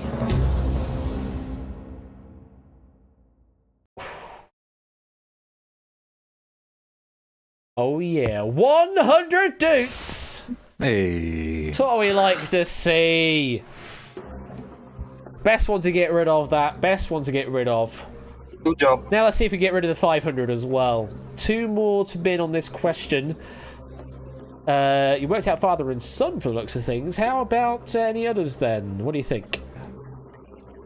Well, I presume that the song titles are quite on the nose for the scenario that's happening on screen. But these are all kind of similar, where it's they're kind of love songs. If I were to hazard a guess, I'd say that You're a Fine Girl would be the first time he encounters Gamora, if I'm remembering her name correctly. Got some good knowledge on you here for Guardians. I play Marvel Snap, so... Oh, fair enough. Yeah. I want you back. I don't really know what situation the other two would arise, to be honest. But obviously the top one would happen quite early, if I'm correct. So I'd say we sort of don't touch that one for now. I'm going to let you pick between the bottom two, if that's right, Flyboy. Between which two? The bottom two, number 12 and number 20. Bottom two, right? Okay. No problem with me. I wish I could be of any help on this question, but I really think I can't right now because it's just pure guess from me. It would be just that's fine. Pure guess. Yep. Which one are we going for? The bottom two are... Yeah, sure.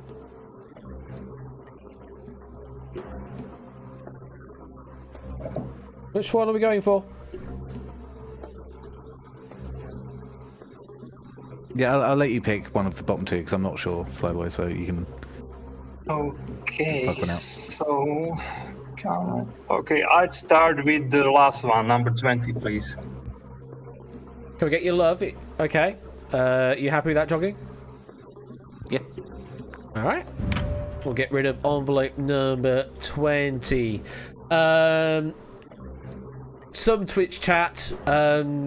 Avoid making quotes in passing until the question is dead, just in case it clues people in. Envelope number 20 is going in the bin. The secret fortune tonight will not be...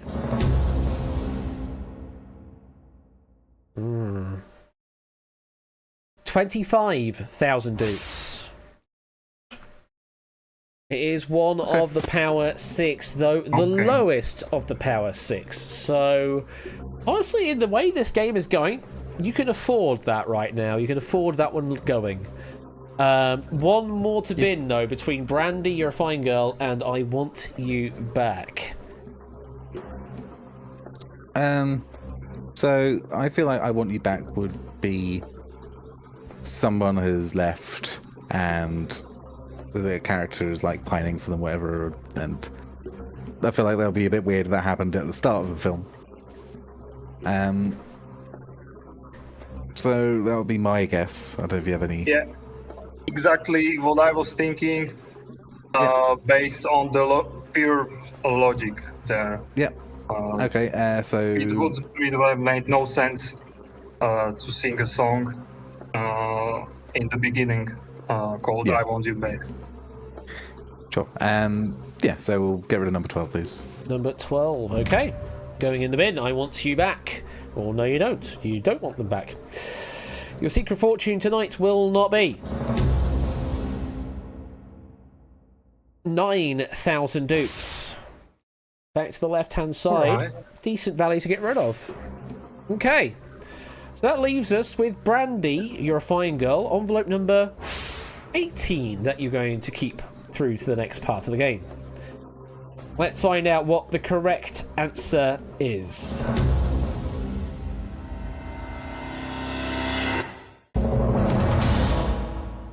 It was Come and Get Your Love. That was the correct answer that we were looking for. Let me hide the information away from you and show information to Twitch chat. So the one that you said that you kept, Brandy, You're a Fine Girl, that one occurred mid-movie in Volume 2. I can tell you that. Oh. That's where that one sat, was in the middle of the movie in Volume 2. With that information, what do you think then for envelope number 80? What do you think of its value? Nothing, that'll be third lowest. Okay. So the higher than Father and Son, but so it might be 500. Might be 500. Entirely possible on the cards.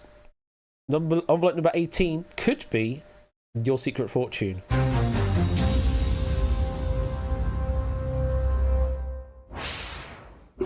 Put that one away, bring the screen back. Last proper selection here, because then the question after you're left with whatever's remaining. Flyboy, 2 envelopes, please. Okay. 7 and 13, please. 7 and 13, and jogging. Let's go 11, 17. 11 and 17, okay. We'll load those up. And we move on to question number 5. In their respective year, which artist released a song whose title would happen first in a 24-hour day starting at 000 or midnight? So it's Alan Jackson, 2003, Chicago, 1970, The Black Keys, 2004, or Simon & Garfunkel, 1964. So we've assigned the envelope such that the envelope with the greatest value is assigned to the artist that released a song whose title would happen the first in a 24-hour day starting from midnight. Not necessarily closest to midnight, but the one closest from midnight onwards, if that makes sense. That's the one you're trying to keep, and you're binning the other 3. Can you work out the tracks in question from the artists? I feel like I should know the Simon & Garfunkel one, but the others I've got absolutely no idea.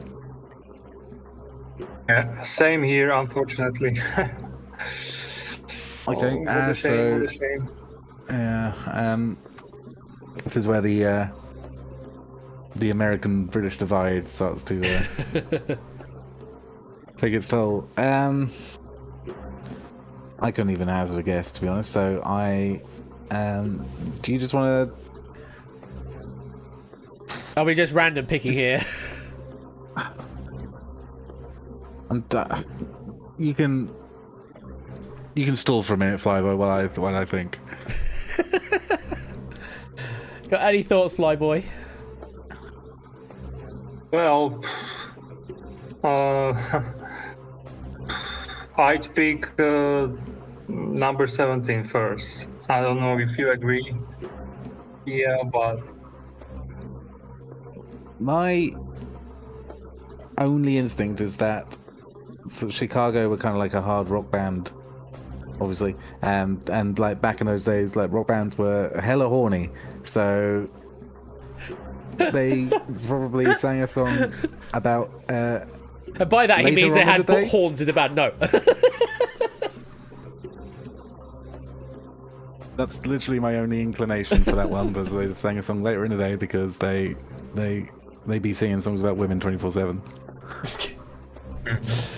okay. So what are we picking to pin?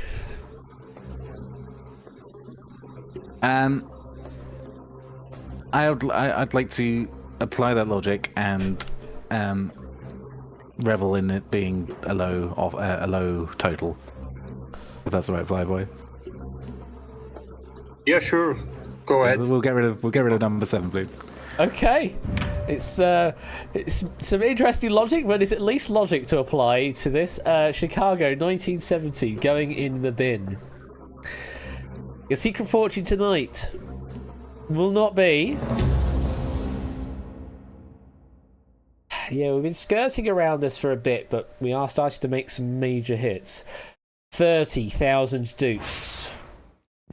Another of the Power 6. Oh my. Oh, goodness me. So, 30,000 gone. 3 left in the Power 6. 2 more to bin. I'm trying to work out who Alan Jackson is. I've never heard of him in my life. He's like of the era that is like my strongest. He must be like a country musician, something like that, because that name just isn't. Yeah, probably, yes. You know what? I'll give you some information. Alan Jackson is an American singer-songwriter in a style widely regarded as neo-traditional country. So there you go. Right. Okay. Brilliant. That doesn't really help No, us it doesn't anyway, at to be all. honest. I appreciate the context, but Yeah, thank you for the information, though. yeah. Simon and Garfunkel. What is that song? I don't think they would have sung about No, I'll go let you pick at this point, Flyboy. You said the Black Keys earlier, didn't you? You said that was Yeah, the I first. said that. Yeah, let's throw them out there. Number 17, please. Black keys? Okay. We shall bin envelope number 17. Your secret fortune tonight will not be...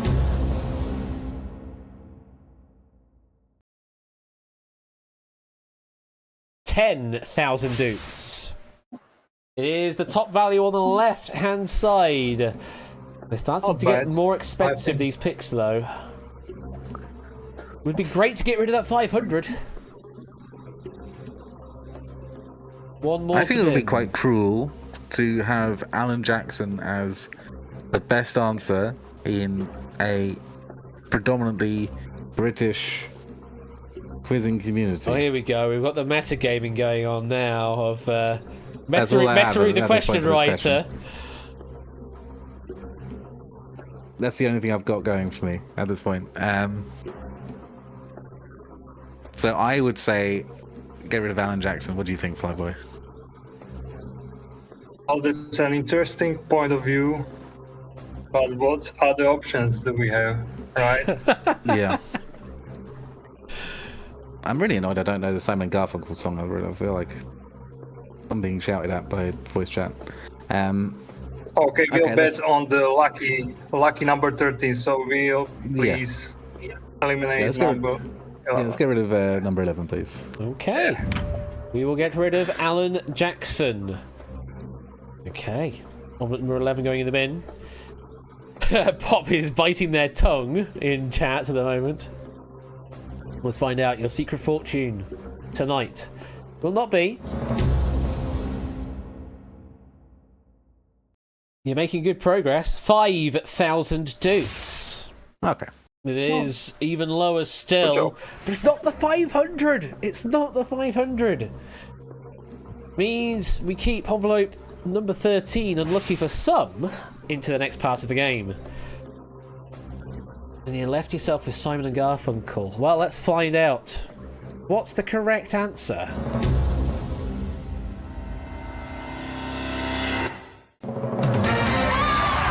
Well.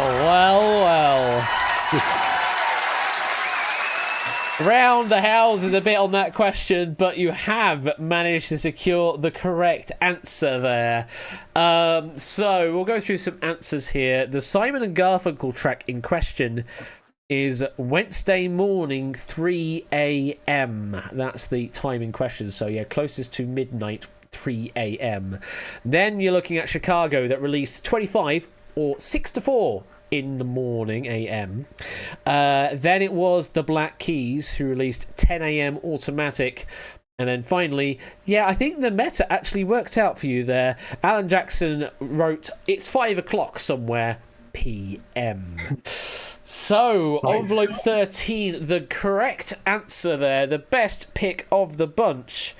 Which means, because we did pick one of the Power 3 in that round, means you are looking at a Power 3 value in envelope number 13 right now. So could be one to watch, and could be your secret fortune.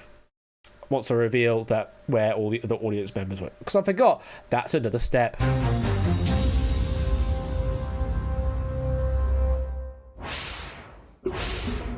Leaves us with the final selection, 8, 16, 21, 22. Loading those up. And we go into something that has the word music in it, but also another couple of letters. In years, or I mean, doesn't really matter, but which musical had the longer run in London's West End? That's all we're really asking. Which musical had the longer run in London's West End? Is it Starlight Express, Evita, Cats, or Miss Saigon? So the reminder, we have assigned... Oh, okay, versus shows. Okay, fair enough. So we've assigned the envelope such that the envelope with the greatest value is assigned to the musical that has had the longer run in terms of years rather than shows. That's absolutely fair to actually put that in. I missed that mark. That's what you're trying to keep, and you're binning the other three. So yeah, duration of its run, not necessarily by the number of shows they did. Any thoughts? Have you got anything, Flyboy? Well, I'm trying, but I can't simply think of a musical that we could start with. What are your thoughts on this? Well, I think Cats was famously on for a long time. And the Starlight Express is one of Andrew Lloyd Webber's the first ones, if memory serves. But they might not necessarily have been on for as long. It's not my strongest subject, musicals, so you'll have to bear with me here. Miss Saigon isn't Andrew Lloyd Webber. The other three are. I feel like Andrew Lloyd Webber musicals are more of a mainstay on the West End. But I don't know if that means that Miss Saigon is shorter or longer. I don't think it's going now because I think it has some more questionable stuff in it by today's standards. Okay. So on that basis, I would maybe start there, but I'm not 100%.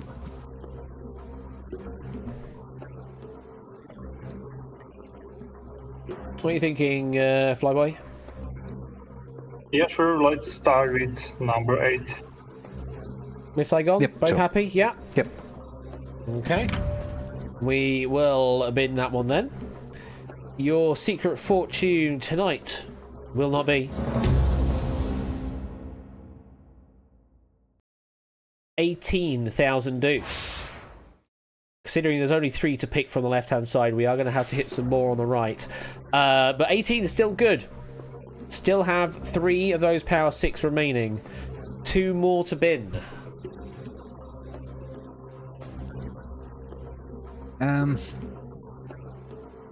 My next one would probably be Starlight Express.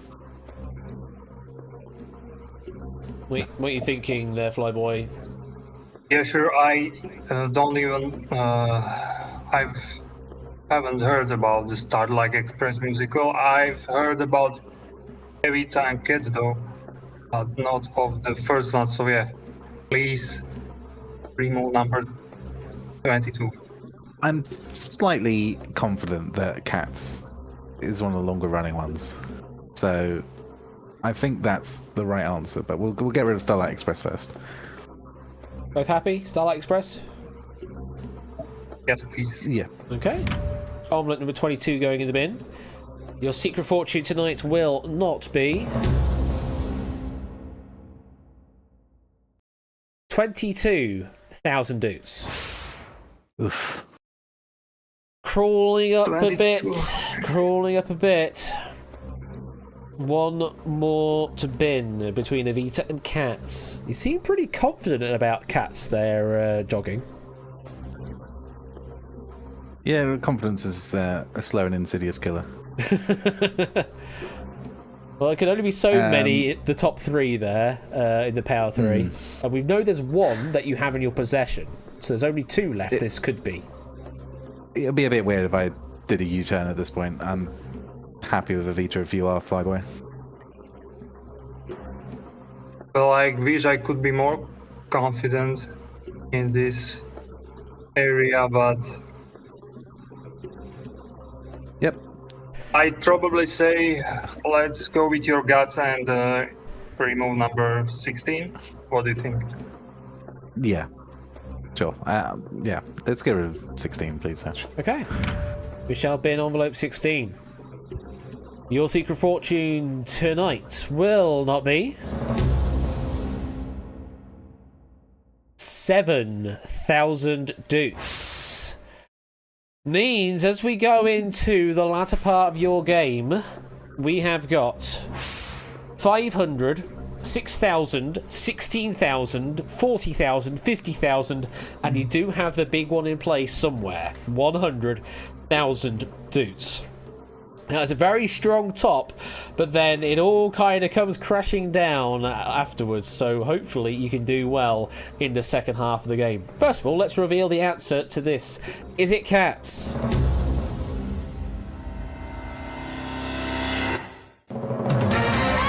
course it's Cats. It absolutely always categorically go to be Cats. It's 21 years on the West End. Then it was Starlight Express, 18 years. Miss Saigon, 10, and Evita, 8 years on the West End. Very good answering there. And does mean envelope number 21 is also one of our Power 3 values. We don't... I guess the other one then out there is the other one that you potentially got right. Which we didn't really know the value of at the time, but now we do know it's probably one of your Power 3. So, envelope number 21 could be your secret fortune. Once I reveal, of course, all of the audience members that answered with that.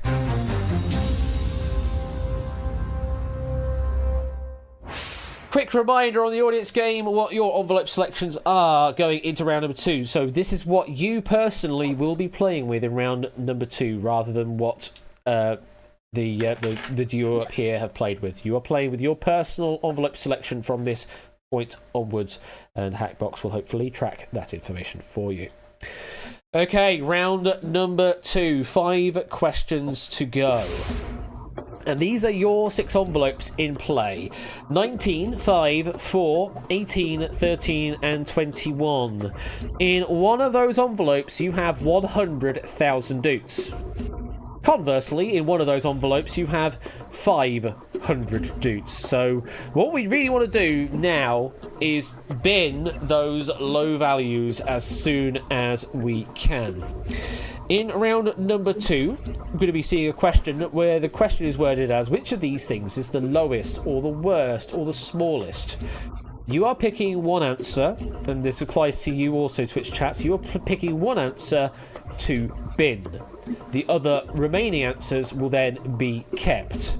So long as you follow what the question is asking, you will bin the lowest, and you will keep the greater values in play. It is simple as that.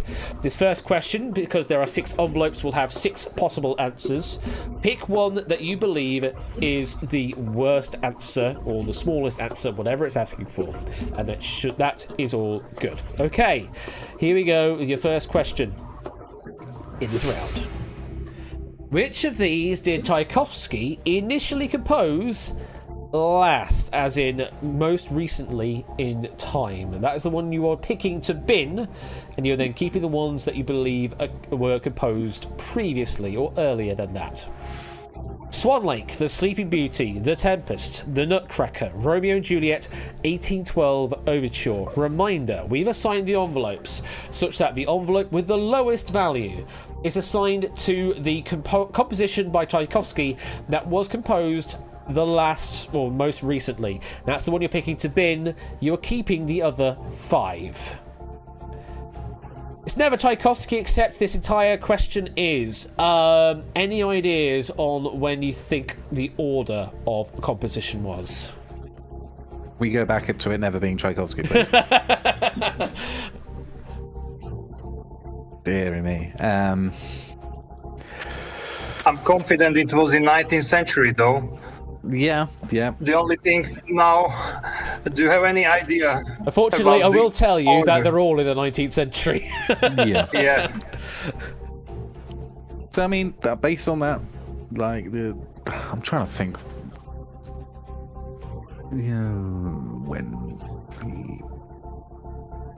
I'm trying to think when he was alive, but that's obviously the century I've got. But obviously, yeah. The motives were taken also from the William Shakespeare, but I'm not sure if that. Yeah, I mean, there's obviously 3 really famous ones up here. Swan Lake, The Nutcracker, and the 1812 Overture.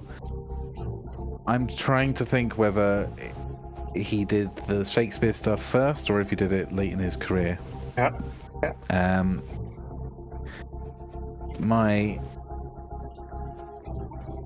My guess would that's the kind of stuff he did originally, and then oh god. Yes, that would be my initial guess also. Then maybe he continued with other famous pieces like maybe Swan Lake. Yeah. I think it might be the famous. Quizzy Dan Raid. Hi out there, Swan Lake's Raiders. probably the most famous. Welcome on in. We've got a guess hell of would a be- game going right now. If with I had to Secret pick, Fortune. but I have Hope absolutely you're no doing idea, well. to be honest. My guess would be the Nutcracker. Okay. Cracker. Because I feel like I think Swan Lake's like his most famous. I'd love to know what the and co- then the Nutcracker's context kind is of to also do famous with that could have horse come confectionery. afterwards. I don't know. How do you feel about that?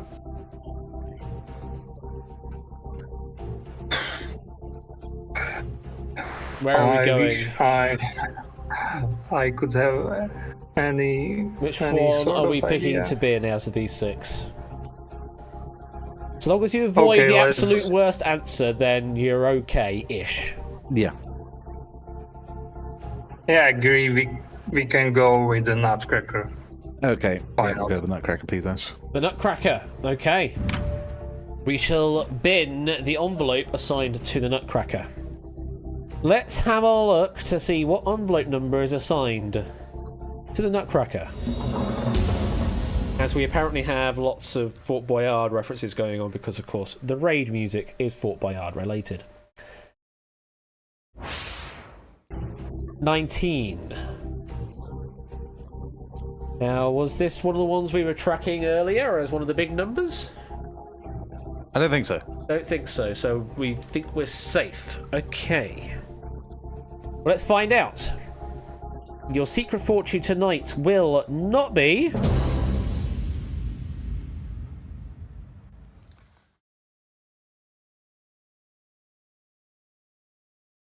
Oh, we do love it when a plan comes together. 500 doots is gone from the Oh, game! brilliant. Nice. That is Very what we love to see. good job. Minimum win, 6,000 for you. Let's reveal all of the answers there. Yes, the Nutcracker was the most recent up here at 1892. Then you're going to Sleeping Beauty, 1889. Then the 1812 Overture in 1880. Make sense of that. Then Swan Lake 1876, The Tempest 1873, and Romeo and Juliet all the way back in 1870. Now, pedants out there might say, actually, Romeo and Juliet was finished in 1880, but we were talking about initially composed. It was initially composed in 1870, but then was revised in 1880, so it still stands according to what the question was asking for. The Nutcracker was the best one to go for, just 10% of our audience going that way. Instead, I think the majority went for the Tempest, going for one of the worst answers on the board. There's all of the answers there in their slots, and we can put that away. So 5 values left. We've gotten rid of the lowest value. Would be great if we could get rid of the 6,000 this time round as well, meaning we'll get a minimum win of 16,000. Yes, in this round you are picking to bin rather than picking to keep. That's why I put the reminder text box at the bottom. You pay attention to what the text is saying. Okay, question number 2 of the round.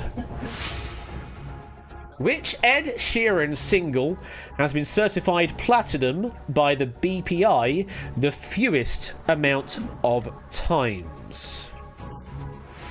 Shape of You, Perfect, Beautiful People, Galway Girl, Bad Habits. As a reminder, we've assigned the envelopes such that the envelope with the lowest value is assigned to the Ed Sheeran single that has been certified platinum the fewest amount of times. That's the one you're picking to bin, and you're keeping the other 4. I know it's probably not the question to ask, but are either of you an Ed Sheeran fan? Sorry, I didn't hear you, Ash. I'll take that as read. Do you have any ideas then on this question? Well, I think Pop Ramen needs to join the Alternative Music Society. Yeah, go to Oxford, yeah. This is yeah. This isn't doing great for my earlier claim of being good at music quizzes. I do know that Bad Habits is like one of his most recent singles. Okay. So based on that, I would say that that's not as much. I think Shape of You is going to be the most. Yeah. Either that or Galway Girl. I mean, it's like the most listened to song on Spotify. It's surely that's going to be the highest. So,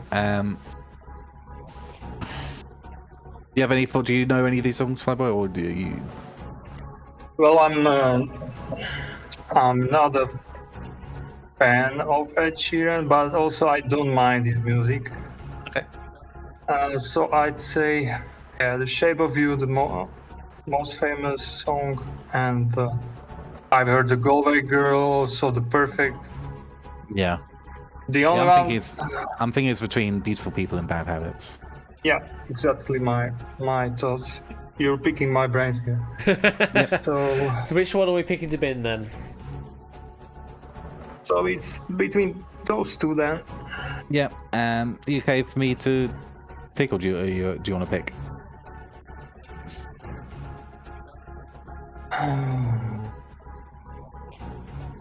I don't think we'll be throwing away the biggest one, so I think whatever we pick out of those two is going to be fine. So I'll let you pick. Yeah, let's go with the last one. You originally mentioned Bad Habits as the most recent one. Why not go with it then? I think so, yeah. Yeah. We'll throw away Bad Habits, please. Bad Habits. Yeah, it's always good to get rid of bad habits. Let's see if it does well for you here. Let's see the envelope number assigned to Bad Habits.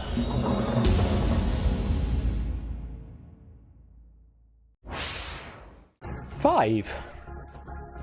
Uh-oh. That was a noise there, jogging. What are we thinking about 5? That was an uh-oh. That was an uh-oh. So what are you thinking? That's This is one of our power ones I have 3? my eye on. Well, let's find out what the damage is. Your secret fortune tonight will not be...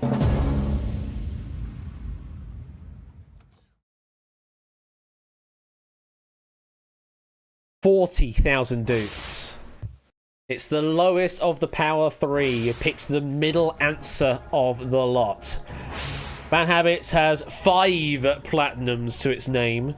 Best answer to go for was the other guess, Beautiful People, where it was 3 times platinum.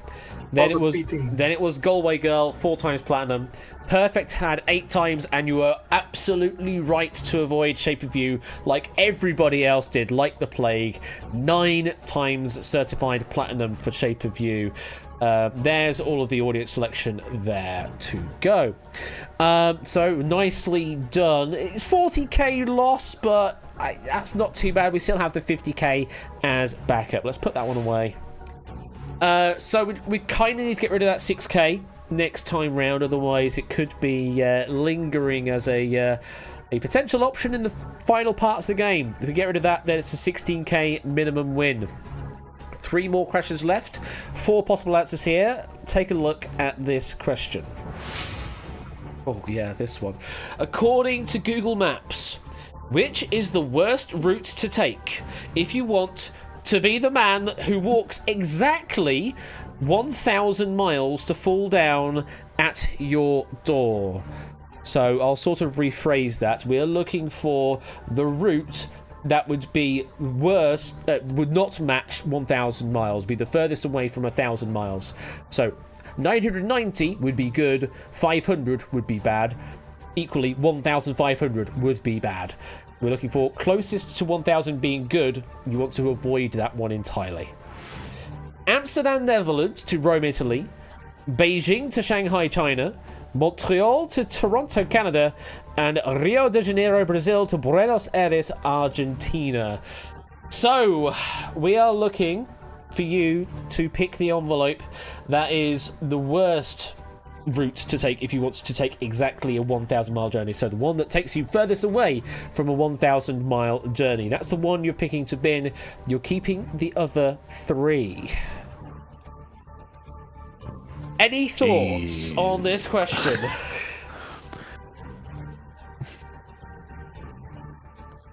Any ideas on what you think of distances between these places?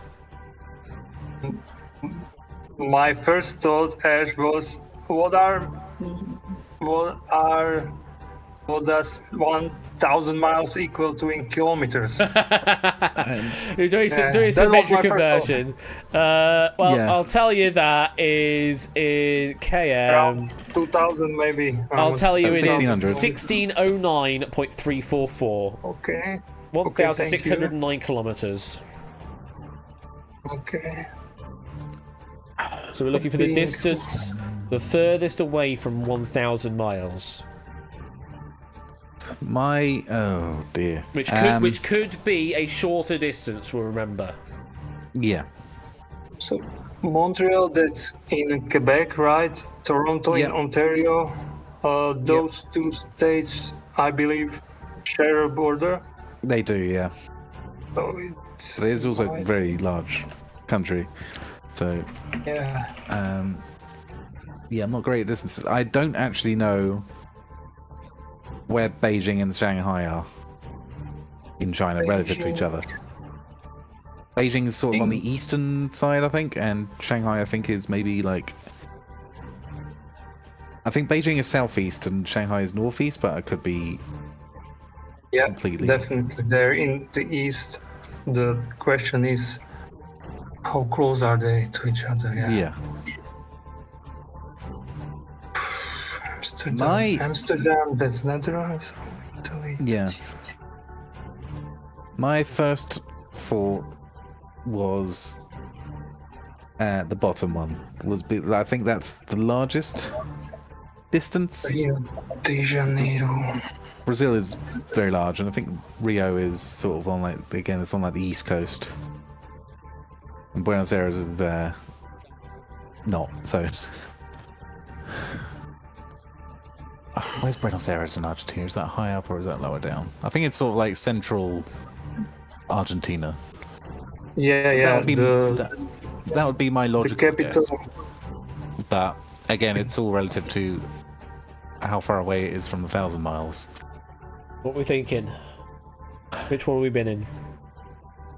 That would be the one I'd pick. But what do you think, Flyboy? I actually think it might be even the first or the second one. Yeah. Amsterdam. I wouldn't go for the third one. No. The question is, What are you because picking? I believe the Brazil and Argentina also share a border. They do, yeah, but Brazil is very large. So, Rio. we need to pick an answer. Do you think it's one of the first two?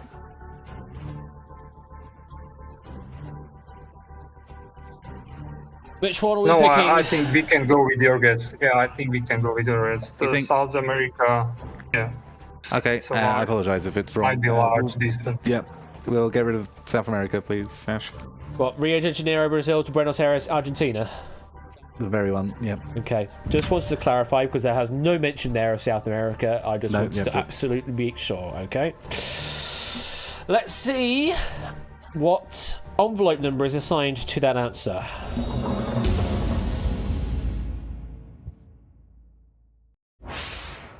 Four.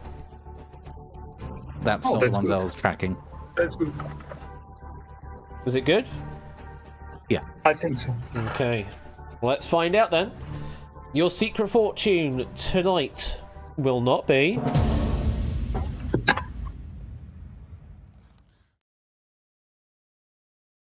$16,000 doots. It's not the furthest away answer. You're leaving that Right. 6k in play, but you're keeping the 50 and 100,000 in play, and that I think matters even more. So distance from Rio to Buenos Aires is 1,525 miles, so it's over by 525. The best answer to pick was Montreal to Toronto, Canada. It's only 340 miles, so shorter by 660 miles. Next up, there was Beijing to Shanghai, China. That was 738 miles, so you're looking at 262 miles off.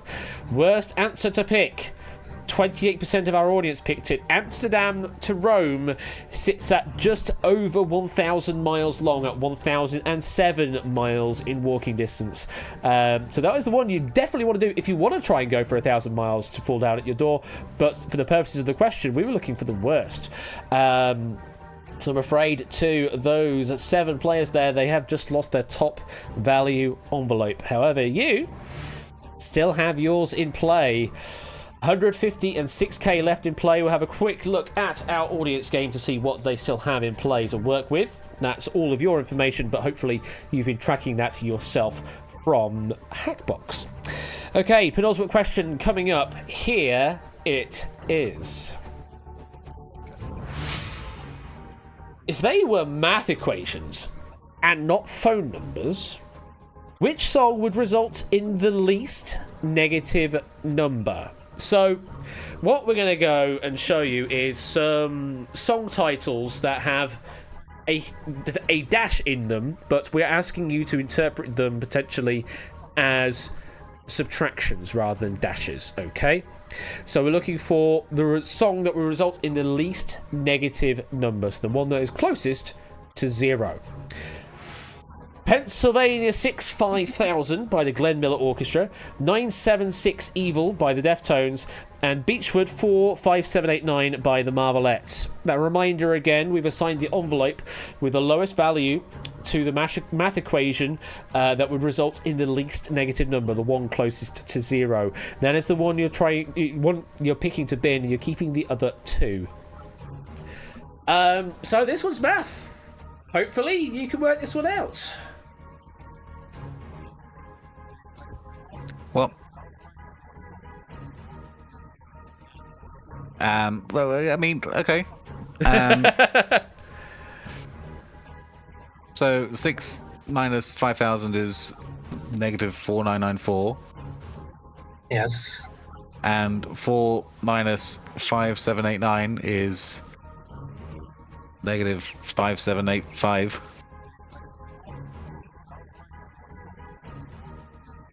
Right? That sounds right. to me. Yeah, I think so. Yeah. I think so. Yeah. I think you're right. The second one is a great song. I don't really know what I'm supposed to do with it.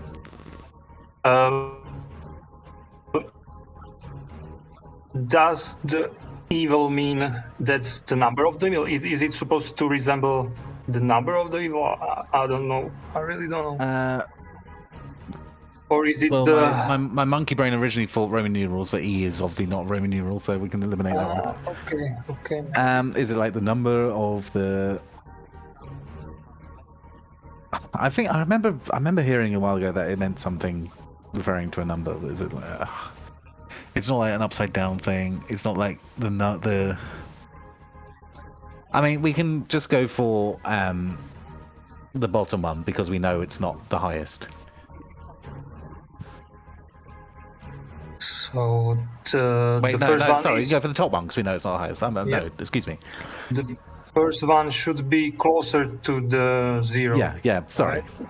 Yeah, sorry. No problem. Not at all. Yeah, no problem. So... Yeah, I'm getting weirded out by the middle one. I don't know what it means, unless it's just 976. So do you... yeah. Do you think evil Deftones might be around in thousands? Like, I don't know, but I think it's. I don't think it's worth tripping ourselves over that one and just going for the middle option, or the one that we definitely know isn't the highest, Which one are we bidding? or the lowest in this case. The top one, please. Pennsylvania 6 5000.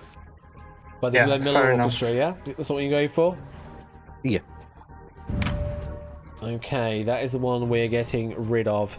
Yeah, I'm looking at the answers on this sheet, and I'm getting confused by it as well. Now, the evil in 976 Evil, I believe that one's being dialed out as if you're doing the, try to work out where E is on the number pad and V is on the number pad. So those 4 numbers, you do 976 minus that number to get your result. As for the others, I can only presume they're like geographic numbers in the States. So if you're dialing for Pennsylvania, then you would expect to have some numbers associated to it, and then you do 6 5000 on the end. The same with Beechwood, you do some prefix and then 4 5 7 8 9. But I actually don't really know.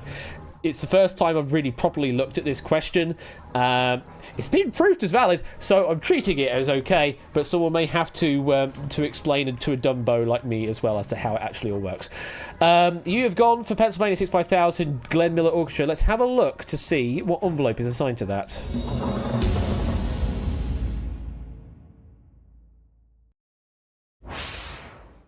13.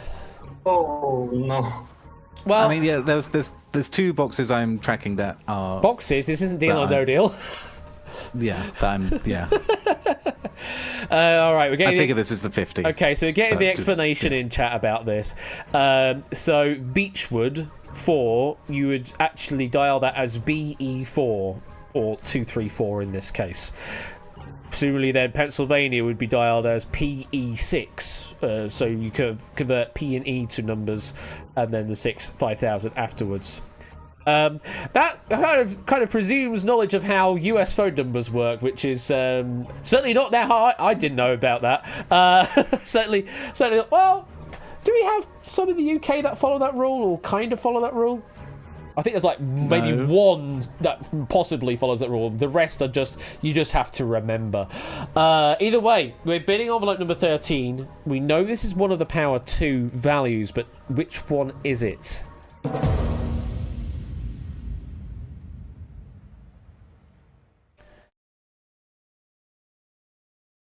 $50,000 dupes. Okay. Swing and a miss. Swing and a miss. You keep yourself in the game with the big value in place, but against 6,000. So those sums come out to, well, for Pennsylvania 65,000, that is 736 minus 5,000, which gets you to negative 4264. Beechwood 45789, that is 234 minus 5789, which results in quad 5s in the negative. That was the worst one to pick. And then best one to pick was 976 Evil, which is 976 minus 3845, which gets you to the calculation of minus 2869, being closest to 0. And 2/3 of our chat actually did go with that answer, so very well done, chat, on working that one out, because I hadn't a bloody clue on that one. You've managed to go for the middle answer, keeps you in play, but with quite the interesting final question here. You've got either 100,000 dutes or 6,000 based on the result of this final question. Let's have a look to see what the final question is. Even though they both reached 4th on the weekly charts, which finished lower on their respective ARIA year-end charts? And I will say that ARIA in this case stands for Australian Recording Industry Agency. Yep. So this is an Australian charting system which finished lower on the respective Australian year-end charts. And a reminder, you are still picking to bin. So you're still picking which you believe is the lower, you then keep which you believe is the greater. We have got The Best Song Ever by One Direction, or It's Not the Greatest Song in the World, It's Only a Tribute by Tenacious D. Picking one to bin, leaving the other that you will keep as your secret fortune. Thoughts?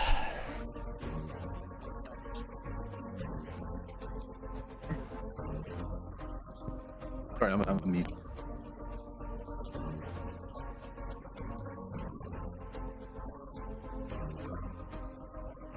Any ideas at all? Hello. Hi, hello. Sorry. Yeah, I can hear you. Yeah. Okay. Yeah, that's a rotten pair of songs. I know that Yes. sort of. Yeah. Agreed. I mean, the obvious answer over here would be One Direction.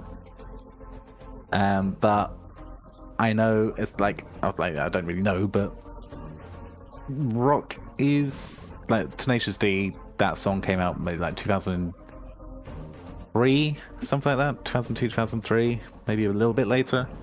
And I think like hard rock is quite popular in Australia. But I mean, they gave us a hell of a Eurovision entry this year. yeah. Oh, I have no idea. So Oh, I'll take your word for it. Oh. There you go. There's the Eurovision content for That's you for Hounds of tonight. Love.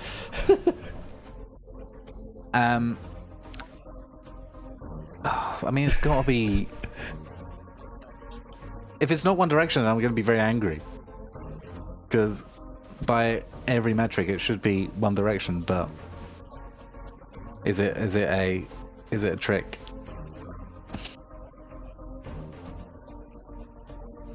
What are we thinking? Flyboy, what are you Sorry. thinking?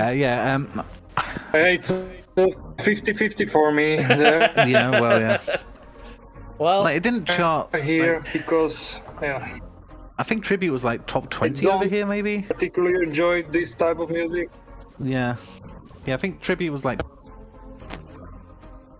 oh. I think you might just... High charting There, he's soon. back now, I think. I'm glitching out a bit there, jogging. Can you hear me now? Yeah, you're there now. Okay. I don't know what's going on there. Yeah, I don't think Tenacious D had many high charting singles over here. I mean, I've got to say, like, it'll be foolish to not say Tenacious D, I think. Okay, which one are we picking to bin? Need an answer. I would say Tenacious D. What do you think, Fireboy? Well, it's all or nothing situation right now. Yeah. Fourth.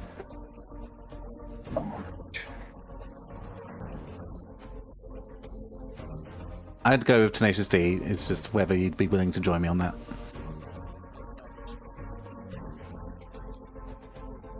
Yeah, why not? Let's Okay. hope for the best. We've had a great time, Ash, and they're going to lock in Tenacious D. Locking in Tenacious D as finishing lower on their chart. This isn't the best bit donation to Ash's channel. Yep, This okay. is just a tribute. Just a Fingers tribute, crossed. it is, you say. Thank you for the 100 bits there, JB. It is only a tribute. So you have locked in to bin tribute to Tenacious D, meaning you will be keeping best song ever, One Direction. Let's have a look at the envelope numbers and see which is where. I believe there is still one number that you're probably tracking and hoping is going to place where you want it to be. Yeah, I'm not going to say anything if it comes up. Oh, you're going to do the TV thing. Okay, brill. So, here we go.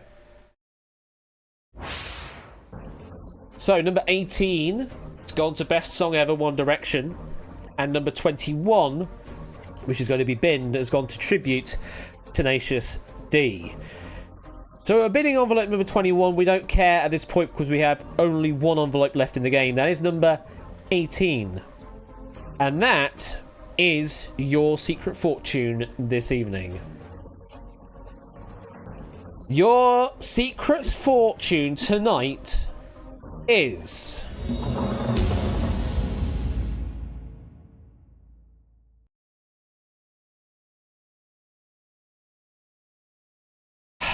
$6,000. Oh, There's not much you no. can say about it, but yeah. 6,000 doots. It was the wrong answer to go for by quite a margin, actually. The final result there for these two artists, Tribute Tenacious D, managed to chart 15th on their year-end chart, 1-5.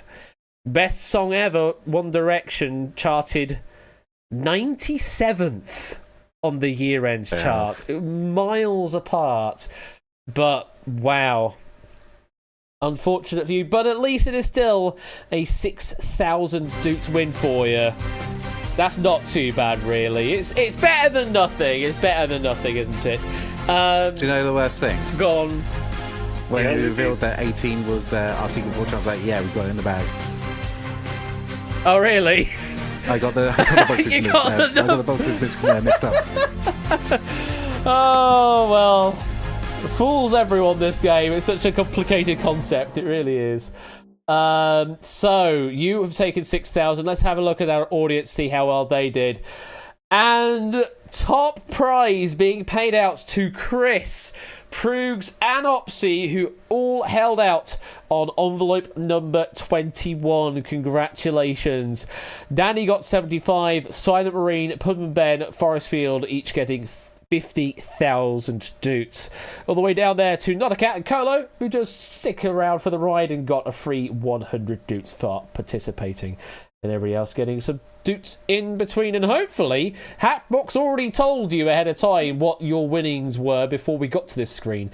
If you found any weird glitches or issues with the Hackbox screen, do let me know in Stream Ideas, because I put a lot of extra bits in there with them doing the markdown for the images to make sure that actually worked. So if there were any weird glitches in that or anything that you thought was a bit off, do let me know, and I will get to fixing it when it's on my laundry list of other things to do. That's the end of the game. Jogging, I hope you had fun. It was great. Cheers. Oh, good to hear. And Flyboy, hope you enjoyed the game. Yeah, sure. Thanks for having me. I did not expect to be picked at all, Well, good. And managed to earn more than in the previous game. Hey, there you go. So I'm happy. You're on the up and up. I'm really happy. We'll see if we get you more than 6,000 next time round. Either way, Flyboy, Jogging, take care. Have a good rest of your week, and we will see you later. Take care. Cheers, Ash. Bye. Thank you. Bye. Bye. Oh, goodness me, what a game that was of Secret Fortune. Thank you again to Pop Ramen Comedy for the music-related pack, and to Colo for helping proof that pack. I think just say from that one confusing phone question that completely threw me for a loop, it was all right. It was all good. How did you enjoy it? Do let me know. And yeah, if you want more tutorials on how to do even fancier things in Hackbox, as I figured out how you can do markdown images and such, then yeah, maybe I could do a tutorial at some point in the near future on that. Right, it's time for the wheel. So let me bring it back over to camera. Hello, it's me in the big mode now, and play some music in the background. Not that loud. Let's bring it down a bit. There we go. And we've got a wheel spin to do this evening. So, what have we got? Well, the jackpot hasn't shifted. It's still on 210, but there's not many options on the wheel to actually increase the value. Let me have a look. It's actually, I need to tighten the wheel up slightly, otherwise it's going to go absolutely loose. So let me just sort that out. Let's set it back on. Where were we? Where's jackpot? There is the jackpot wedge. I've lost it. There it is. It's where I normally start my spins from, is from the jackpot wedge. So we'll go there. Oh, hey, Digital David. Yeah. I've decided to go for a full screen layout. Makes it easier to see the wheel stuff as well. Also, Twitch chat's on the wrong side for this layout because the wheel's there. If I move the wheel the other side, then I can leave the chat in the same place, but I decided to left the wheel in the same place, so I had to move the chat instead. Hope you don't mind being shifted around. Right. We need to do a spin. So, let's find out what we are doing this evening. Oh no, how dare I? What if we moved me to the side? Okay then. Alright then. I'll just lean over here then.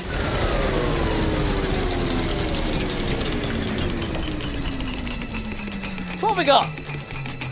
What have we got on the wheel this evening? It's actually running quite fast, so I didn't tighten it enough. But we're doing 25k shot in the dark. Okay. 25k shot in the dark. So, what we'll do, folks, is... You know what? I'm going to experiment.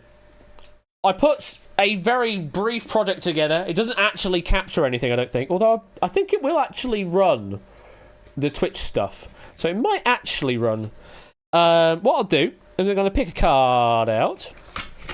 I'm going to pick a card out like this.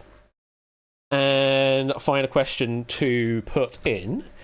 And we'll see if this thing works. Let me find the question first. Need a... Oh god, we're not asking that question. Jesus. Okay, we'll do that question then. This is where I would have had one done ahead of time and just loaded it up, but I've not done that yet, so let me just type in the question for now. Because we're going to try a thing on stream to see if it works.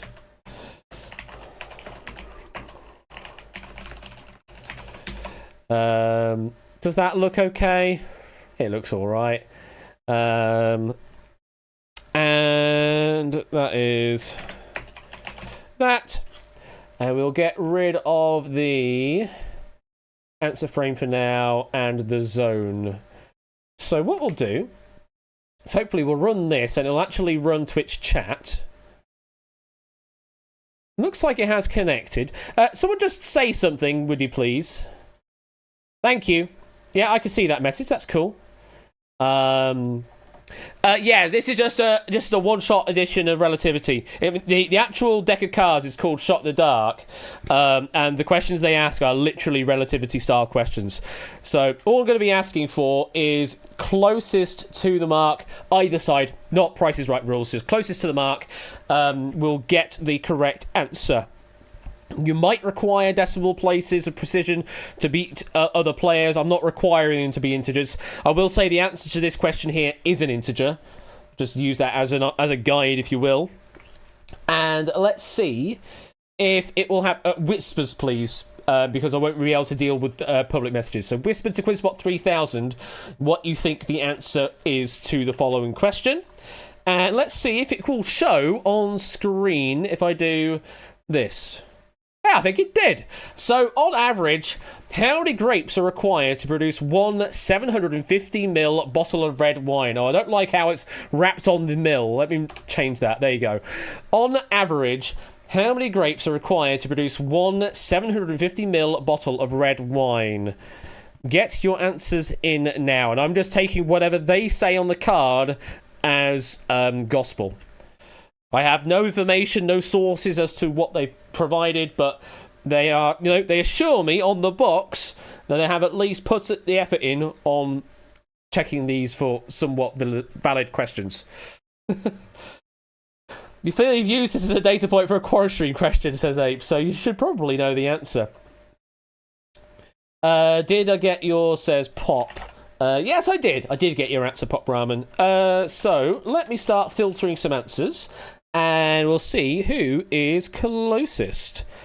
So that's the number I'm looking for. Okay, so let's go through some answers and see who is closest. Oh, this is going to have to require math soon, I think. Okay. Just sort of working this through. Okay.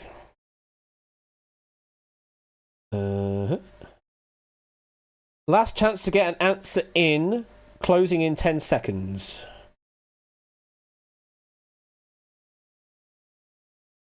The idea being is that I'll actually run this Unity app as an actual thing and it will just do the answer collation for me. But for now I haven't actually got that implemented. All I've got is some basic graphics. Oh, and I've got a logo. Hi! It's literally the logo they have on the box. There you go, I have a logo. 10, 9, 8, 7, 6, 5, 4, 3, 2, 1. And that there, as they say, folks, is time. So, let's go through and find the closest, and I think I have found the closest guess.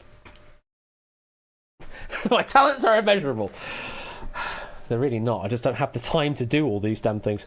So the question again, on average, how many grapes are required to produce one 750ml bottle of red wine? The answer that I have on this card here, I hide the question part and show the answer part. The answer is 191 grapes, which is approximately 975 grams of grapes, which is 2 large punnets worth.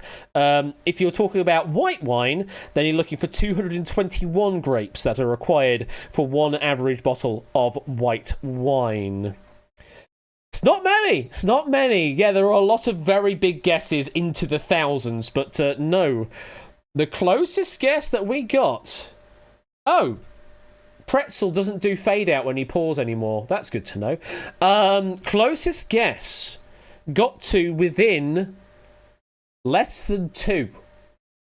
They got to within less than 2 of the correct answer of 191. The closest guess was 189.04 because the 0.04 was necessary. They thought they were going to be in competition here, but congratulations go to 93 AJB for getting the closest guess there by less than 2. A guess of 189.04, and the correct answer being 191 grapes. So, 93 AJB, that means you get yourself 25,000 grapes. And that concludes the wheel. And for the clarity there, just to see that it's on the card, that is what it says on the card as it focuses in. So there you go. That brings us to the close of the stream this evening. Hope you enjoyed the stream this evening. Hope you did enjoy some Wipeout earlier and the Secret Fortune Pack that we had from Pop Ramen, the music-related Secret Fortune Pack as well. Well, they're doing cheap printing on the cards. I mean, Arials are fonts that you can sort of use, I suppose. What have we got on the schedule for Friday? Well, we have got the following. We have got Redacted. Mr. Top One Gaming is writing a Redacted pack, and that will feature on stream on Friday evening on the 7th of July at 8 p.m. That is what we're looking forward to, is a Redacted pack, which I believe is paired with a Quiz Cubed pack by Jogging, who we had it earlier on as a player. Let me take the shot in the dark screen off. We don't need that displaying anymore. Let's put that away. So yeah, we've got Quiz Cube warm-up on Friday, leading into a Redacted pack by Topper One Gaming. I'm looking forward to that. It's going to be a good game. One of my originals is Redacted, and I really like it, though there's still lots more for me to do on that as well. Possibly Hackbox integration on that as well, but definitely haven't got that done yet. What have we got from Mr. Topper himself tomorrow evening? Because, of course, he hosts his own quiz stuff on Twitch as well. Tomorrow evening is Checkvist and Rebound. That is what we've got from Mr. Topper One Gaming on his channel tomorrow evening at 8 p.m. is Checkvist and Rebound. We've got Ben on the Saturday evening. I'll talk about that on the Friday stream. And we also have Mr. JB Henry with a full return to Wheel After Dark on Saturday evening. We'd love to see that, JB. I'm glad that the move is going okay despite all the other stuff going on around it. And we're definitely looking forward to some Wheel After Dark in the Dumpster Lounge on Saturday evening going into Sunday. I didn't survive all of the Quarantine stream on Saturday evening. I bailed on the third game. I just couldn't stay awake. Did Lee play any more games after that? I think he was queued to do like at least 4 games, and I 4 buffer zones, and he did 5 buffer zones. Jesus Christ. Just wow. Wow, that's just a lot of time, that is. Oh, it's a cold open. It's a cold open Dumpster Lounge as well. Oh, goodness me. Wow, and the 5th was a 6-player buffer zone. He's gone mad with power, I tells you. He's gone mad with power. Ever since he decided to go with at least 3, it's just... oh, God. Anyway, you got all that to look forward to for the rest of the week. I'll be back on Friday with Redacted, written by Topper. Topper will be with you tomorrow evening with his own stuff. Take care, and I'll see you soon. Bye!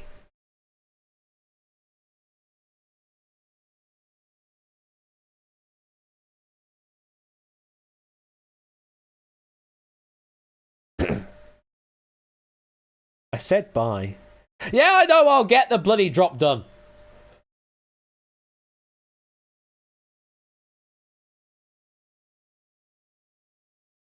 Bye.